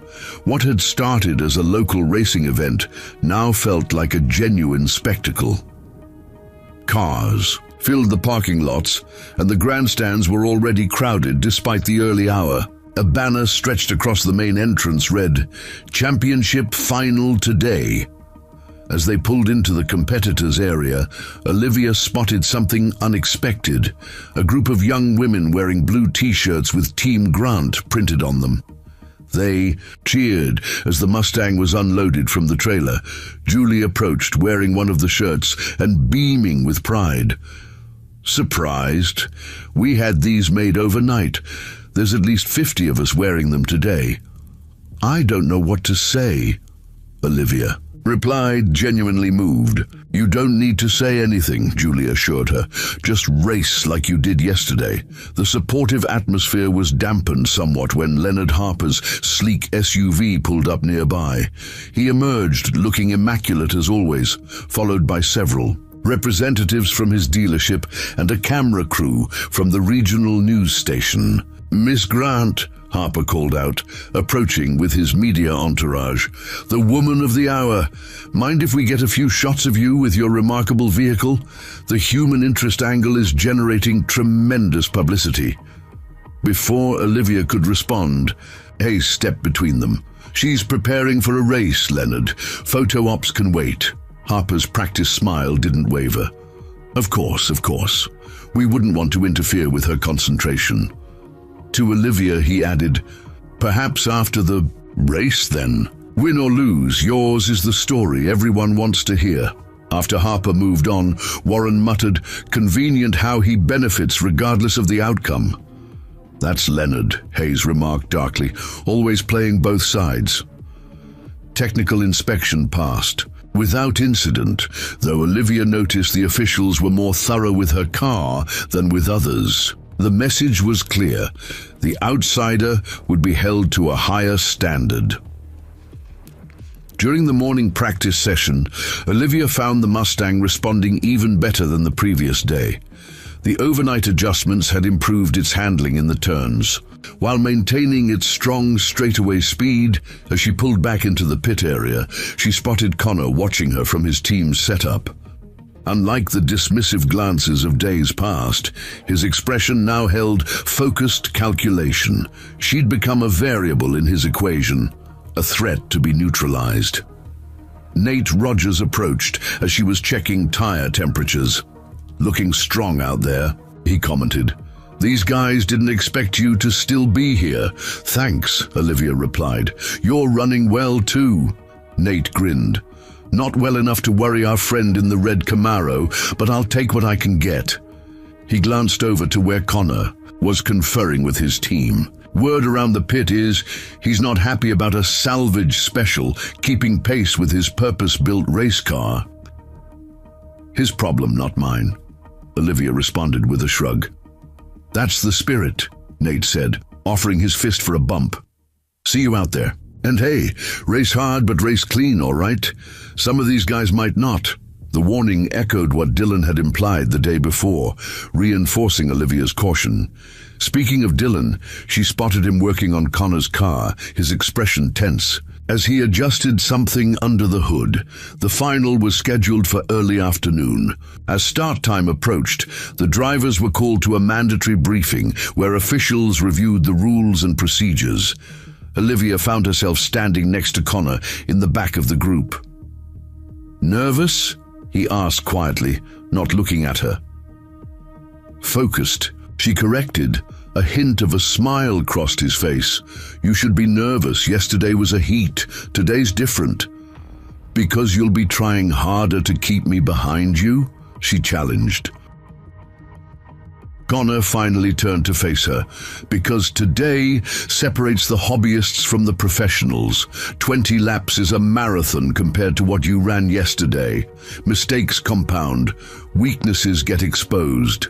"Sounds like you're the nervous one," Olivia observed. Before Connor could respond, the official called for their attention, going over the starting grid. Connor had pole position based on his heat race win, with Olivia starting third in the second row. The field consisted of the top 3 finishers from each heat, 6 cars total for the championship race.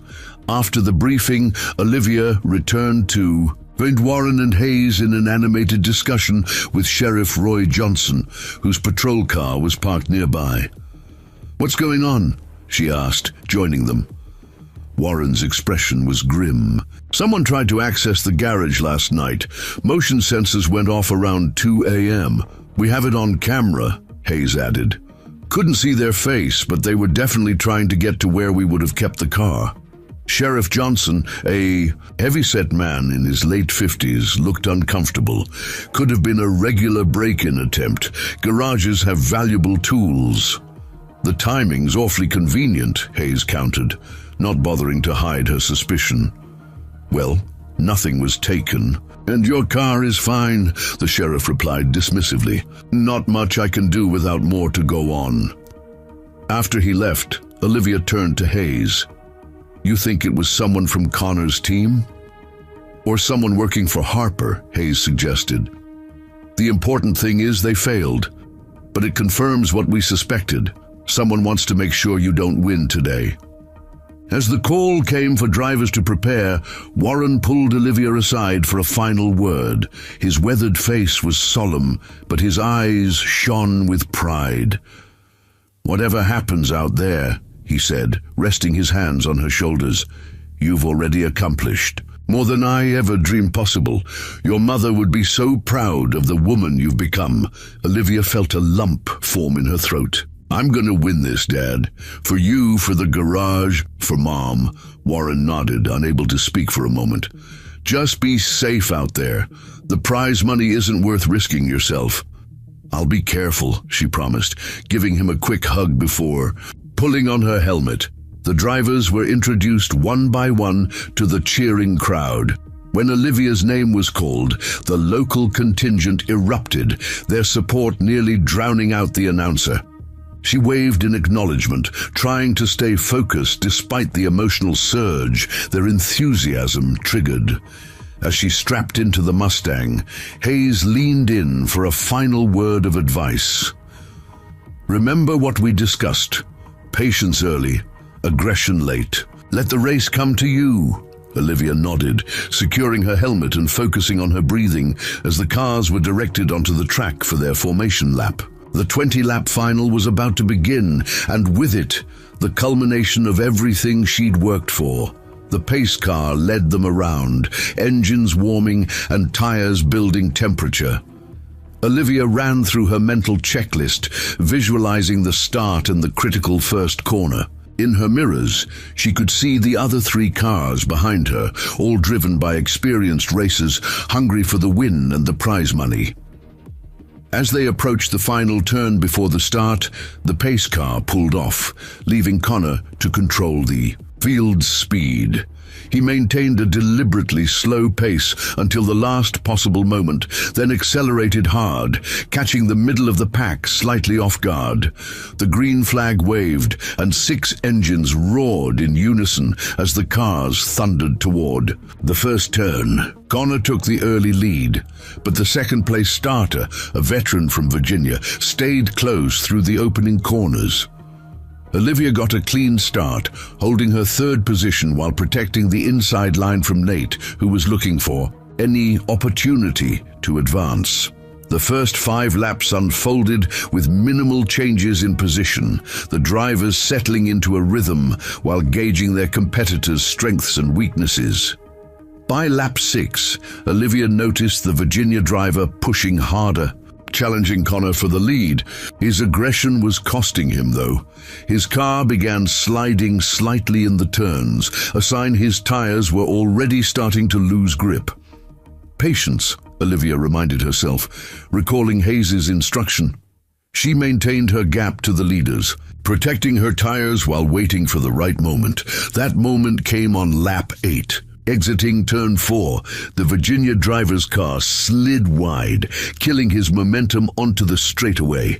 Olivia seized the opportunity, positioning her Mustang perfectly to power past him before the next corner. "Good move." Warren's voice came through her radio. "You're in second now, about 2 seconds behind Connor." For the next several laps, Olivia methodically closed the gap to Connor. Her more conservative early approach was paying dividends. While his tires were beginning to degrade, hers still had life left. By lap 15, she was close enough to see the concentration in his posture through the rear window of his Camaro. Sensing her presence, Connor drove defensively, taking inside lines in corners to prevent passing attempts. The battle allowed Nate to close from behind, turning the final phase into a 3-car fight for the win. With 3 laps remaining, Olivia saw her opportunity. Connor's car was struggling for grip on corner exits, sliding just enough to compromise his acceleration. Exiting turn 2, she got a better run and pulled alongside him on the backstretch. Side by side, they raced toward turn 3, neither willing to yield. For a heart-stopping moment, their cars touched slightly, the contact sending a jolt through Olivia's steering wheel. She held firm, forcing Connor to choose between giving her space or risking a crash. At the last possible moment, Connor backed off slightly, allowing Olivia to claim the inside line, and with it the lead. A roar from the crowd was audible even inside her helmet as the blue Mustang took the top spot for the first time. 2 laps to go, Olivia. Warren's excited voice crackled through the radio. "Just hold him off." Easier said than done. Connor immediately counterattacked, trying to pressure Olivia into a mistake. Into turn 1 they went, Olivia protecting the inside line, while Connor looked for any weakness in her defense. As they began the final lap, Olivia had a car-length lead, but Connor wasn't done. He tried a desperate move into turn 3, diving to the inside from far back.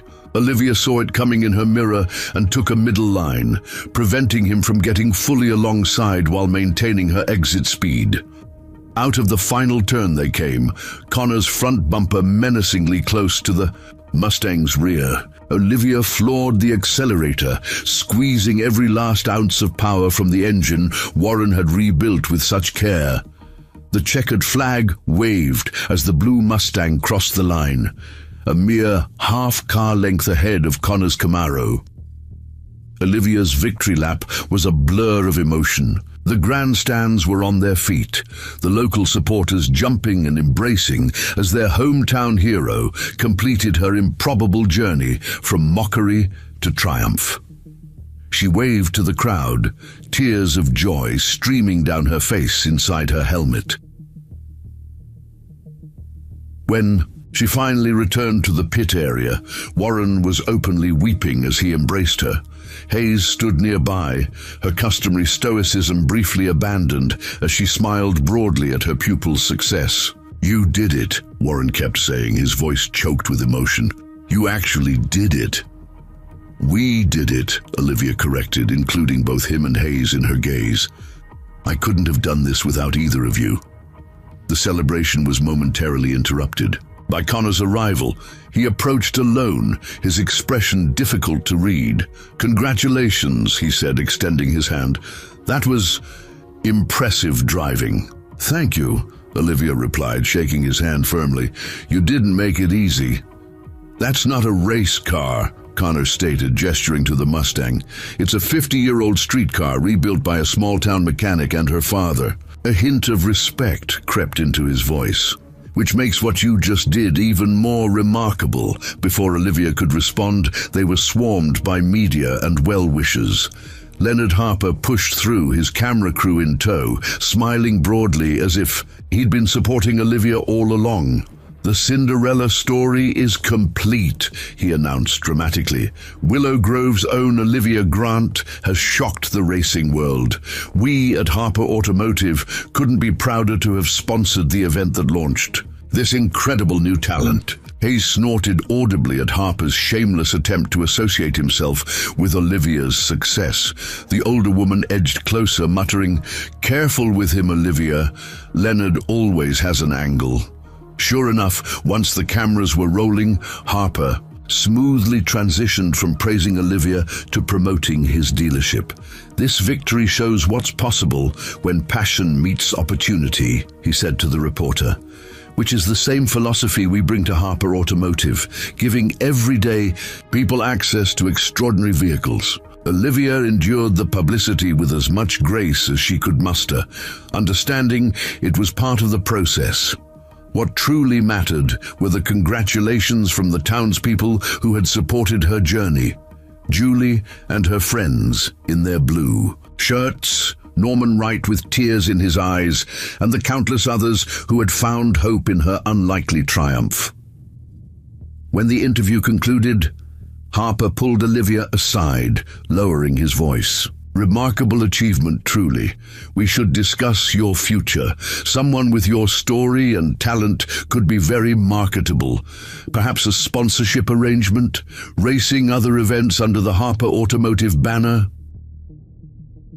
Before Olivia could formulate a response, Leonard Harper Jr., a representative from the racing series, approached with an oversized check for $25,000, the prize money that would save Grant's auto repair. "Congratulations, Miss Grant," he said formally, presenting the check as photographers captured the moment.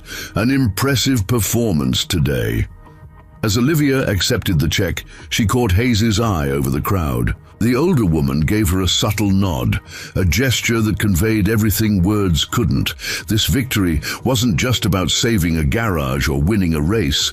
It was about proving that sometimes, against all odds, talent and determination could prevail over privilege and resources. In that moment, holding the check that represented her family's future and surrounded by the community that had embraced her journey, Olivia realized she'd gained something even more valuable than the prize. Money. She'd found her purpose, and in doing so, had changed not just her own life, but the spirit of an entire town. The day after her victory, Olivia awoke to find Willow Grove transformed. Grant's auto repair was surrounded by cars, not customers, seeking service, but admirers hoping to catch a glimpse of the Mustang and its driver. Several local businesses had changed their marquees to read, "Congratulations, Olivia Grant," or "Willow Grove's Champion." She stood at the apartment window above the garage, coffee in hand, watching the gathering crowd with a mixture of amusement and disbelief. Warren joined her, still bleary-eyed but smiling. "Looks like you've got fans," he remarked. "It's surreal," Olivia admitted. "Yesterday I was just a mechanic. Today I'm..." She trailed off, unsure how to define her new status. "A racing driver," Warren completed for her. "A damn good one, according to Hayes." The phone rang for what seemed like the 100th time that morning. Warren answered it, his expression shifting from pleasant to guarded as the conversation progressed. When he hung up, he turned to Olivia with raised eyebrows. "That was Leonard Harper. Again. He wants to meet with us at 11 to discuss what he calls mutually beneficial opportunities," Olivia sighed. "That's the third call since last night." "He's persistent. I'll give him that," Warren conceded. "Maybe we should hear what he has to say. No harm in listening." Olivia wasn't so sure. Hayes's warnings about Harper echoed in her mind. But curiosity won out. Fine, but at the diner, not his dealership, neutral territory. They spent the morning at the garage, where Olivia carefully examined the Mustang for any damage from the race. The car had performed flawlessly, a testament to their meticulous preparation and Warren's decades of mechanical expertise. Several regular customers stopped by, ostensibly for service, but clearly eager to congratulate Olivia. Norman Wright brought donuts and insisted on taking a photo with her beside the Mustang for his social media. "You've put Willow Grove on the map, young lady," he declared proudly. "My nephew in Charleston saw you on the regional news last night." At precisely 11, Olivia and Warren walked to the pit stop diner, which was unusually crowded for a Monday morning. The moment they entered, a ripple of recognition spread through the patrons, leading to spontaneous applause. Olivia felt her cheeks flush as she acknowledged the attention with an awkward wave. Harper was already seated in a corner booth, his silver hair immaculately styled as always. He rose to greet them, the perfect image of small-town charm despite his designer clothes and luxury watch. "The guests of honor," he exclaimed, gesturing for them to sit. "I took the liberty of ordering coffee for everyone." Julie appeared with a pot of coffee and 3 mugs, giving Olivia a quick wink of encouragement before leaving them to their discussion. "First," Harper began, "I want to officially congratulate you, Olivia. What you accomplished yesterday was nothing short of extraordinary." "Thank you," Olivia replied cautiously. "You've got natural talent," Harper continued, "the kind that doesn't come along often. Combine that with your compelling story, small-town mechanic, taking on the pros with a car she rebuilt herself, and you've got something marketable." Warren leaned forward slightly. "Marketable how, exactly?" Harper's smile widened. "I'm proposing a partnership. Harper Automotive would sponsor you for regional events, more races, better equipment, a proper team. We'd promote your story as part of our brand narrative. Determination, excellence, hometown pride." "And what would you expect in return?" Olivia asked directly. "Exclusivity," Harper replied without hesitation. "You'd race under our banner. The Mustang would carry our logos. You'd make appearances at dealership events." He slid a folder across the table. "The financial terms are quite generous. Take a look." Olivia opened the folder to find a formal proposal. The numbers were indeed substantial, enough to not only save the garage but expand it significantly. "That's a lot of money," Warren observed, reading over her shoulder. "Because she's worth it," Harper asserted. "And because I believe this is just the beginning. There are larger races, bigger purses. With proper backing, Olivia could go far beyond our little regional circuit." The offer was tempting, especially with the garage's financial situation still precarious despite the prize money, but something didn't sit right with Olivia. "And my father's garage, what happens to that?" "It would become part of the Harper Automotive family," Harper explained smoothly. "Rebranded as a specialty shop, focused on classic American performance cars. Warren would retain operational control, of course." Warren's expression darkened slightly at the mention of rebranding the family business. Before either Grant could respond, the diner's door opened to admit Hayes, who walked directly to their booth with determined strides. "Hope I'm not interrupting," she said, though her tone made it clear she didn't care if she was. "Julie mentioned you were meeting with Leonard." Harper's practiced smile remained in place, but his eyes hardened.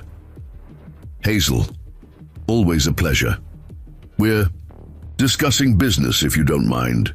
"That's precisely why I'm here," Hayes replied, sliding into the booth beside Olivia. "I thought Olivia might want all perspectives before making any decisions." An uncomfortable silence settled over the table. Olivia cleared her throat.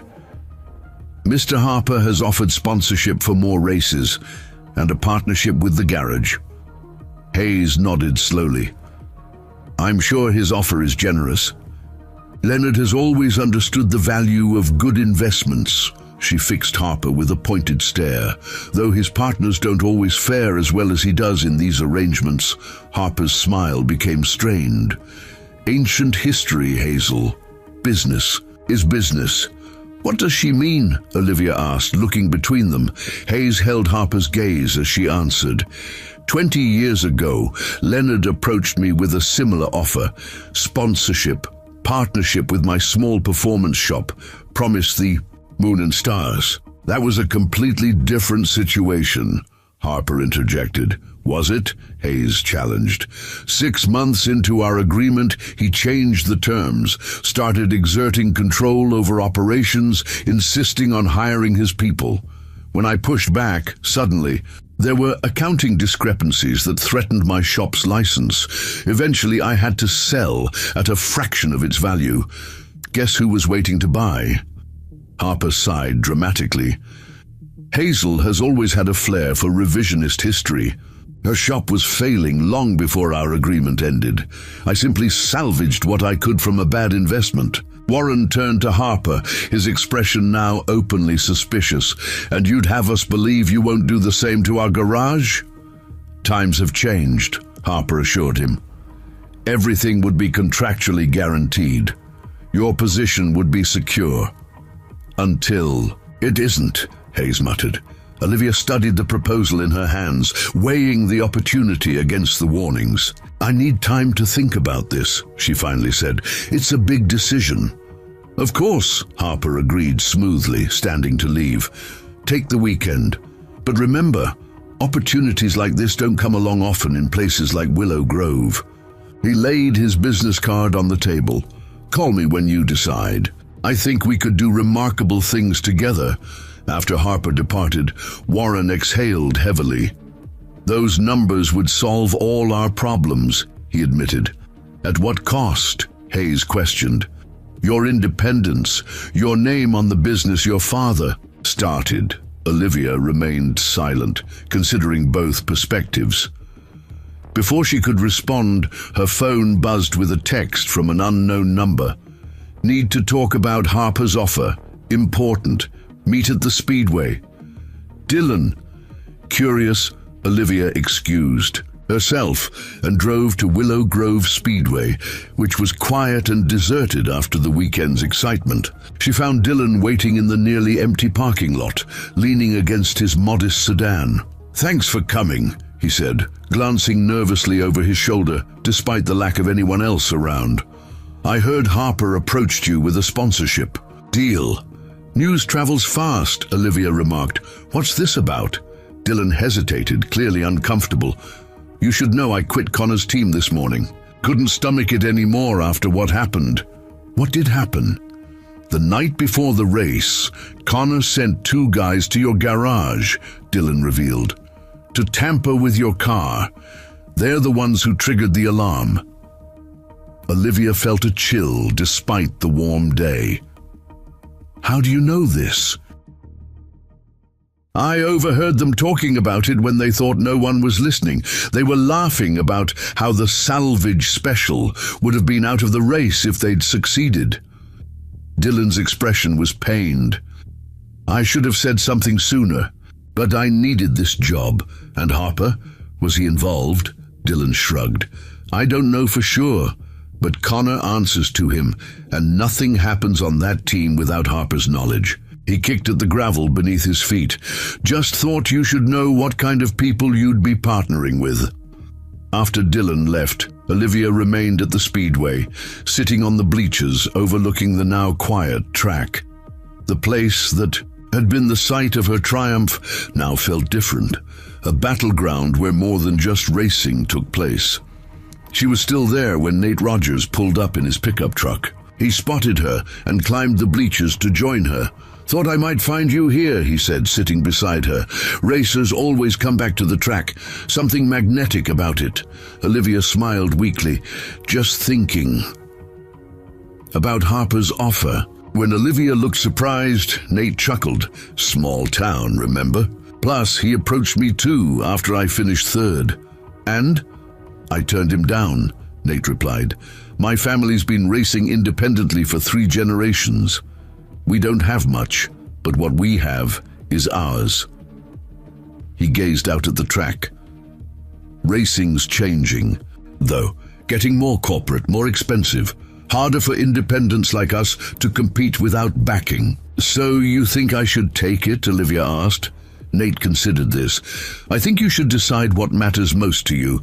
Is it winning more races or racing on your own terms? He stood to leave. For what it's worth, what you did with that Mustang, that was real racing, the way it used to be, before it was all about money and sponsors. That evening, Olivia found herself at Hayes's farm, sitting on the porch with a glass of iced tea as the sun began to set. She'd recounted her conversations with Dylan and Nate, seeking the older woman's perspective. No surprise about Connor's team, Hayes remarked. Some people can't stand being beaten fairly. What should I do about Harper's offer? Olivia asked directly. Hayes took her time answering. I can't tell you that, but I can tell you this. Racing's in your blood now. You've tasted it and you won't be able to walk away. I don't want to walk away, Olivia admitted, but I also don't want to lose what makes it special. The garage, Dad, rebuilding cars ourselves. Then don't, Hayes said simply. Find another way. Is there another way? Olivia asked. Racing is expensive, without sponsorship. Who said anything about no sponsorship? Hayes interrupted. Harper's not the only game in town, not anymore. Olivia looked at her questioningly. I've been making calls, Hayes explained. Your story resonated with a lot of people. Small businesses, parts manufacturers, people who remember when racing was about the cars and drivers, not corporate logos. She handed Olivia a notepad filled with names and figures. It's not Harper money, but it's something.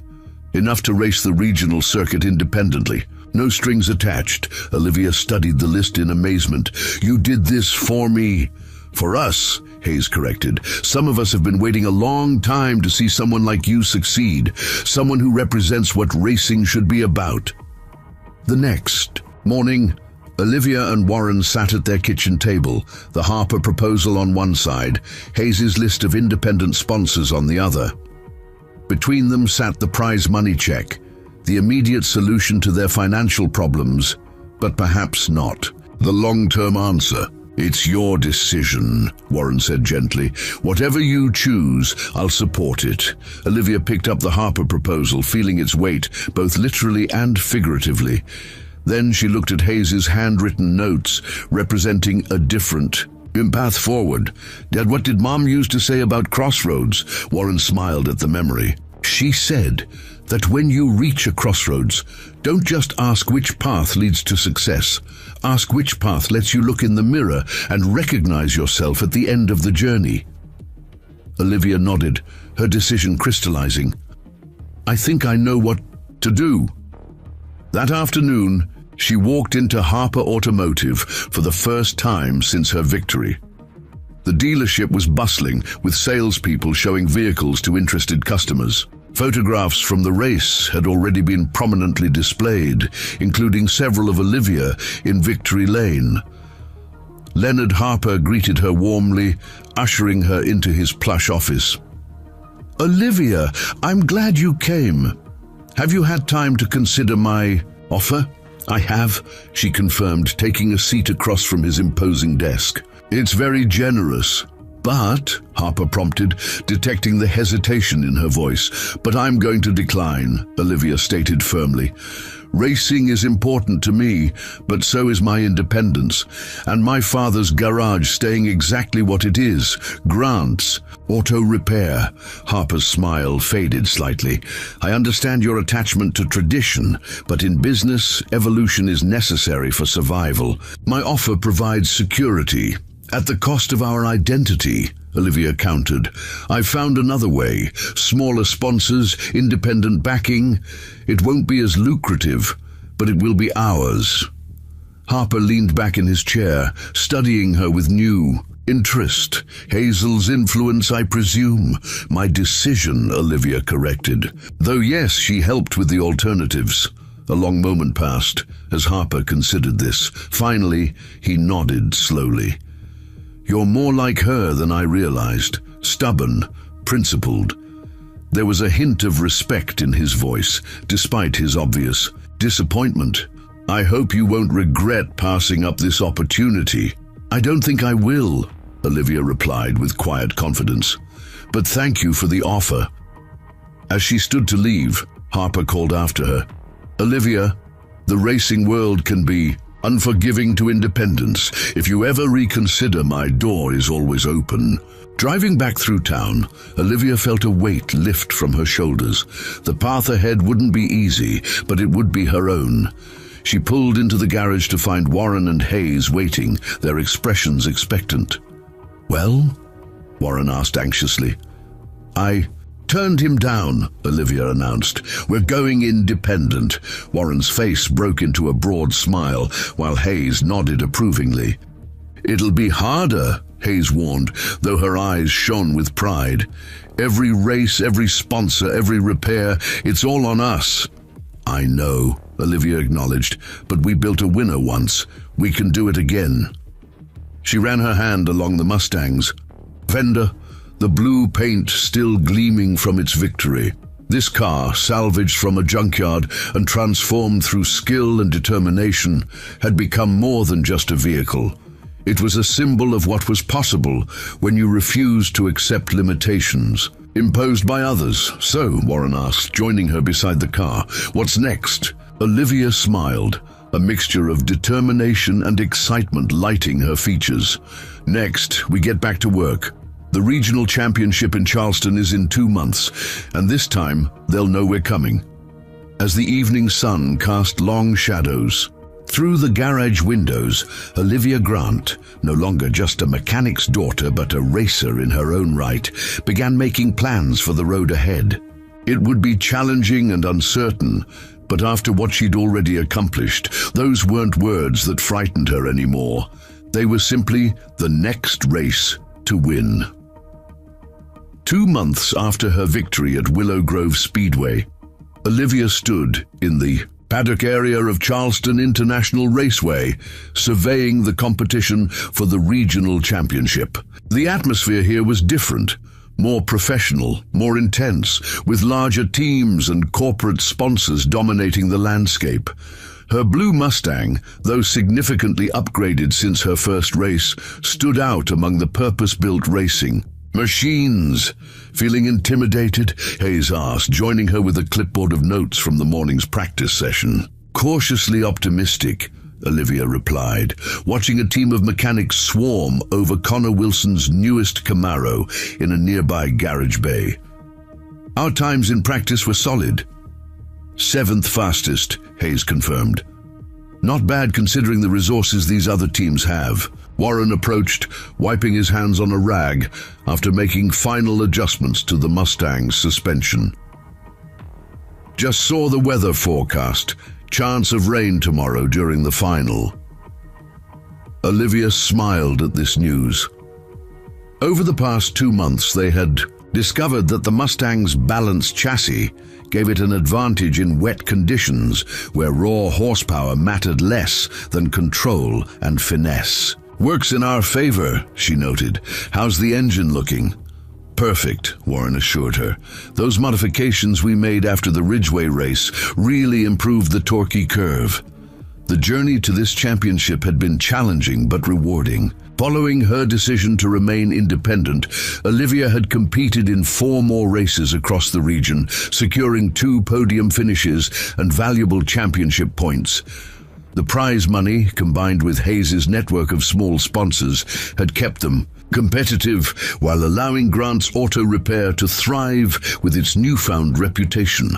Along the way, she had gained a modest following, fans drawn to the underdog story of a mechanic's daughter taking on established racing teams with a restored classic car. Several local news outlets had run features on her, and a regional automotive magazine had even put the Mustang on its cover. Olivia Grant. The familiar voice drew her attention. Connor Wilson stood at the entrance to their modest pit area, his racing suit emblazoned with Harper Automotive logos and numerous other corporate sponsors. "Connor," she acknowledged with a nod. "How's the new car?" "Fast," he replied simply. Then, after a moment's hesitation, "I heard you turned down Harper's offer." "News travels fast in racing circles," Olivia remarked. "It was the talk of the paddock," Connor confirmed. "Not many drivers walk away from that kind of money." "I didn't walk away from racing," Olivia clarified. "Just from strings attached to it."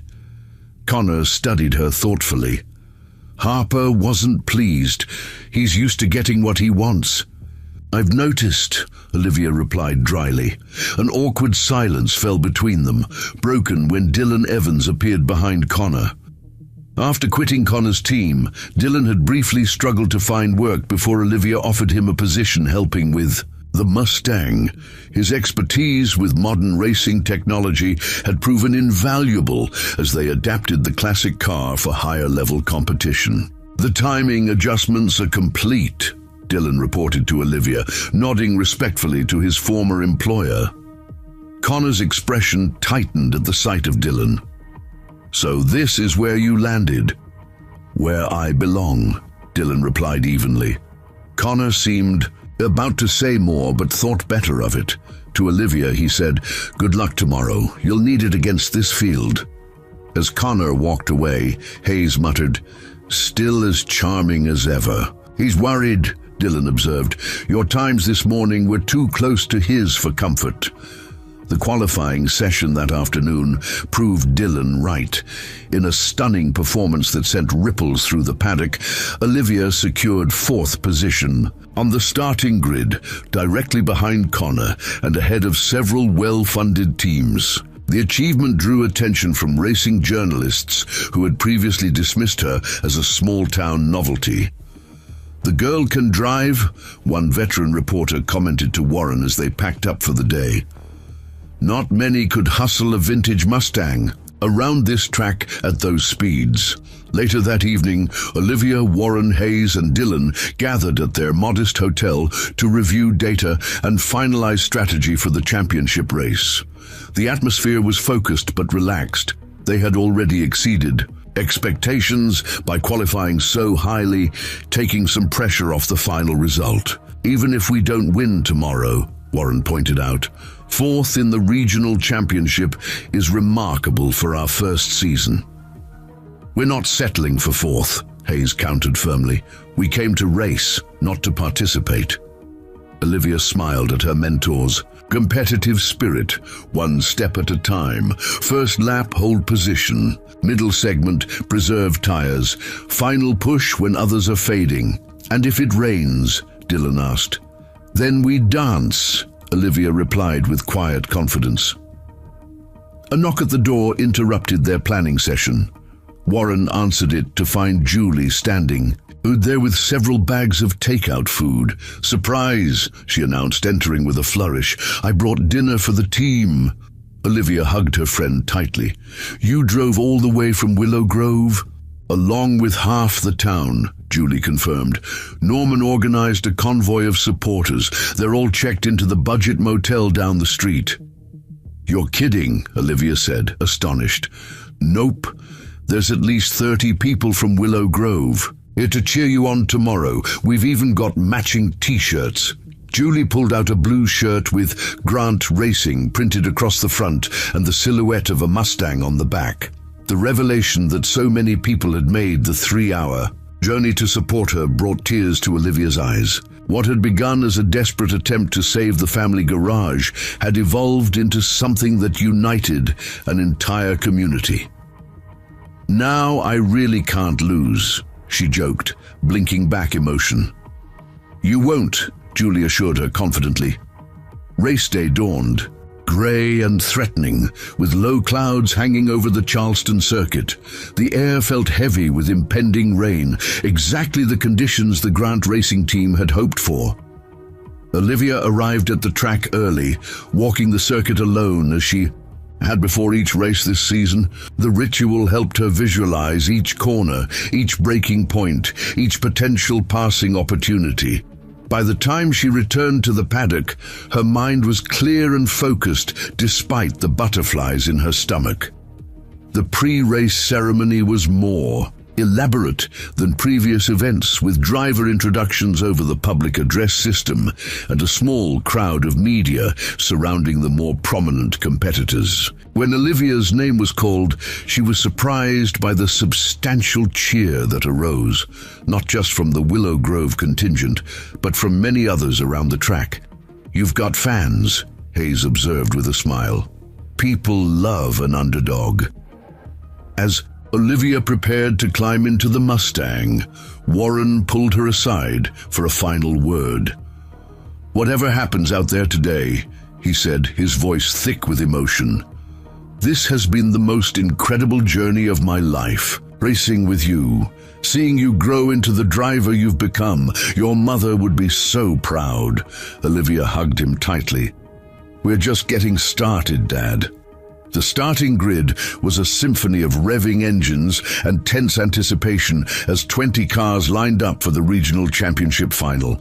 From her fourth-place starting position, Olivia could see Connor's red Camaro 2 spots ahead, his helmet turning occasionally to check the darkening sky. As if on cue, the first drops of rain began to fall just as the pace car led them on their formation lap. By the time they returned to the grid for the start, the track surface was noticeably damp, creating challenging conditions that would test every driver's skill. The starting lights blinked out and 20 cars accelerated toward the first corner. Through increasing rainfall, Olivia got a strong start, maintaining her position while carefully judging the reduced grip. Ahead, Connor seized the lead from the pole sitter, who slid wide on the slick track. By lap 5, the rain was falling steadily, creating small rivers across the racing surface. Several cars had already spun off, unable to adapt to the deteriorating conditions. Olivia, however, felt increasingly confident. The Mustang's balanced handling, allowing her to maintain speed where others were forced to slow. "You're catching third place," Warren's voice crackled through her radio. Gap down to 2 seconds, Olivia could see the third-place car struggling ahead, its rear wheels breaking traction on corner exits. With patient precision, she closed the gap lap by lap, finally making her move when the driver ahead took a defensive line into the hairpin, but braked too late on the wet surface. As the race approached its halfway point, Olivia found herself in third, with second place visible ahead. The rain intensity varied, sometimes easing to a drizzle before returning to a steady downpour. These changing conditions played to her advantage. While the professional teams struggled to adjust their sophisticated cars, the Mustang's simpler, more mechanical setup provided consistent feedback that Olivia could intuitively interpret. "Second place is having tire issues," Dylan reported over the radio. "Look for him to fade in the next few laps." Sure enough, the second-place driver began to struggle visibly, his lap times increasing as his tires lost effectiveness in the wet conditions. With 10 laps remaining, Olivia made her move, taking a wider line through the fast, sweeping corner to avoid the spray from his car, then powering past on the following straight. "Brilliant move!" Hayes exclaimed over the radio. "You're P2 now!" 8 seconds behind Connor. The gap to the leader seemed insurmountable with so few laps remaining, but Olivia maintained her focus, pushing the Mustang to its limits while respecting the treacherous conditions. Lap after lap, she shaved fractions of a second from Connor's lead. "Keep it up," Warren encouraged. "You're the fastest car on track right now." With 5 laps to go, the rain suddenly intensified, causing visibility to plummet. Several more cars slid off the circuit, bringing out yellow caution flags in certain sectors. Through her rain-streaked windshield, Olivia could now see Connor's taillights ahead, growing larger with each lap. 4-second gap, came Warren's tense update. "He knows you're coming." As they began the penultimate lap, Olivia had closed to within 2 seconds. Connor's Camaro was struggling for grip, sliding noticeably through corners where the Mustang remained planted. The thousands of spectators braving the downpour were on their feet, sensing the dramatic battle unfolding. Entering the final lap, the gap was down to less than a second. Connor defended aggressively, taking inside lines into corners despite the reduced grip. Olivia bided her time, knowing that rushing an overtake in these conditions could end in disaster for both of them. Her opportunity came in the track's most technical section, a series of interconnected corners where car balance was critical. Connor entered too quickly, fighting his car's tendency to understeer on the slick surface. The Camaro ran wide, just enough for the Mustang to slip inside. As they transitioned to the next bend, side by side, they raced through the corner inches apart, despite the treacherous conditions. For a breathless moment, it seemed neither would yield. Then physics made the decision. Connor's car, set up for dry conditions, couldn't maintain its line and slid fractionally wider. Olivia seized the advantage, completing the pass and immediately opening a small gap. Through the final corners, she drove with precision born of countless hours of practice, the Mustang's tires finding grip where modern racing slicks struggled. As she exited the final turn, the checkered flag waved through the rain. Olivia Grant, the mechanic's daughter from Willow Grove, who had been mocked for dreaming of competing with a salvaged car, had won the regional championship.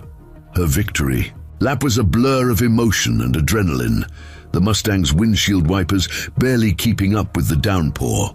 In the stands, the Willow Grove contingent celebrated wildly, their blue shirts soaked but their spirits undampened by the weather. When she finally pulled into Parc Fermé, the designated area for top finishers, Warren was waiting in the rain, not bothering to hide his tears of joy. Hayes stood nearby, her usual stoicism replaced by a broad smile. Dylan jumped up and down with excitement, high-fiving members of other teams who offered congratulations.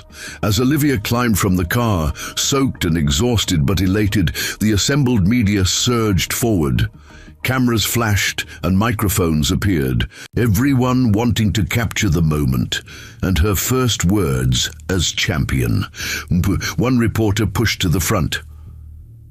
"Olivia, you've just accomplished the impossible, winning the regional championship as an independent with a classic car against professional teams. What does this mean to you?" Olivia looked at her father, at Hayes, at Dylan, and at the crowd of supporters from Willow Grove who had believed in her from the beginning. In that moment, she understood that this victory represented something beyond racing. It was about proving that passion, determination, and authenticity could still triumph in a world increasingly dominated by money and corporate interests. "It means," she replied with quiet conviction, "that sometimes the car everyone mocked at the starting line is the one they have to respect at the finish line."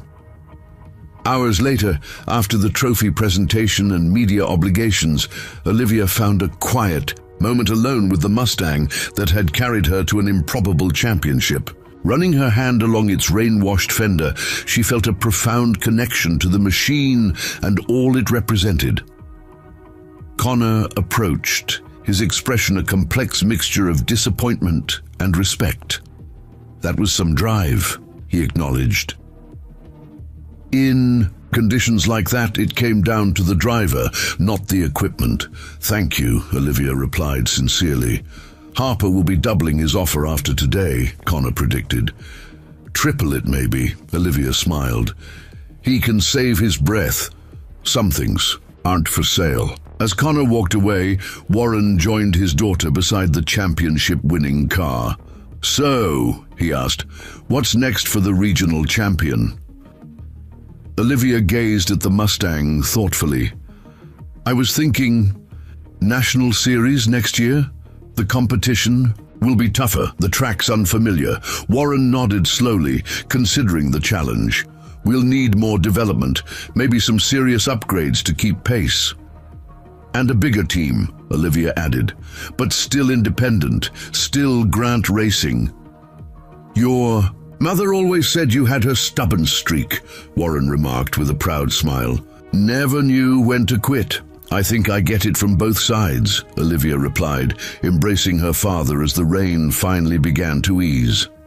As they walked together toward the celebration waiting with their team and supporters, Olivia reflected on the journey that had brought her here, from a desperate attempt to save the family garage to regional champion in just 6 months.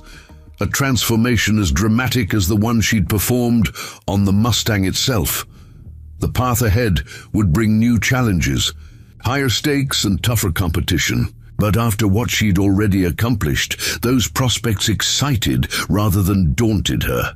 The mechanic's daughter from Willow Grove had found her calling not just as a racer, but as proof that sometimes the most unlikely competitors make the most remarkable champions.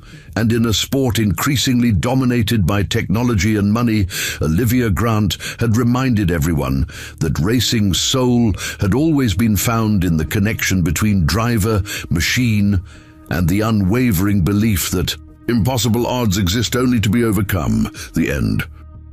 Up next, 2 more incredible stories are waiting for you right on your screen. If you enjoyed this one, you won't want to miss this. Just click to watch. And don't forget to subscribe. It would mean a lot.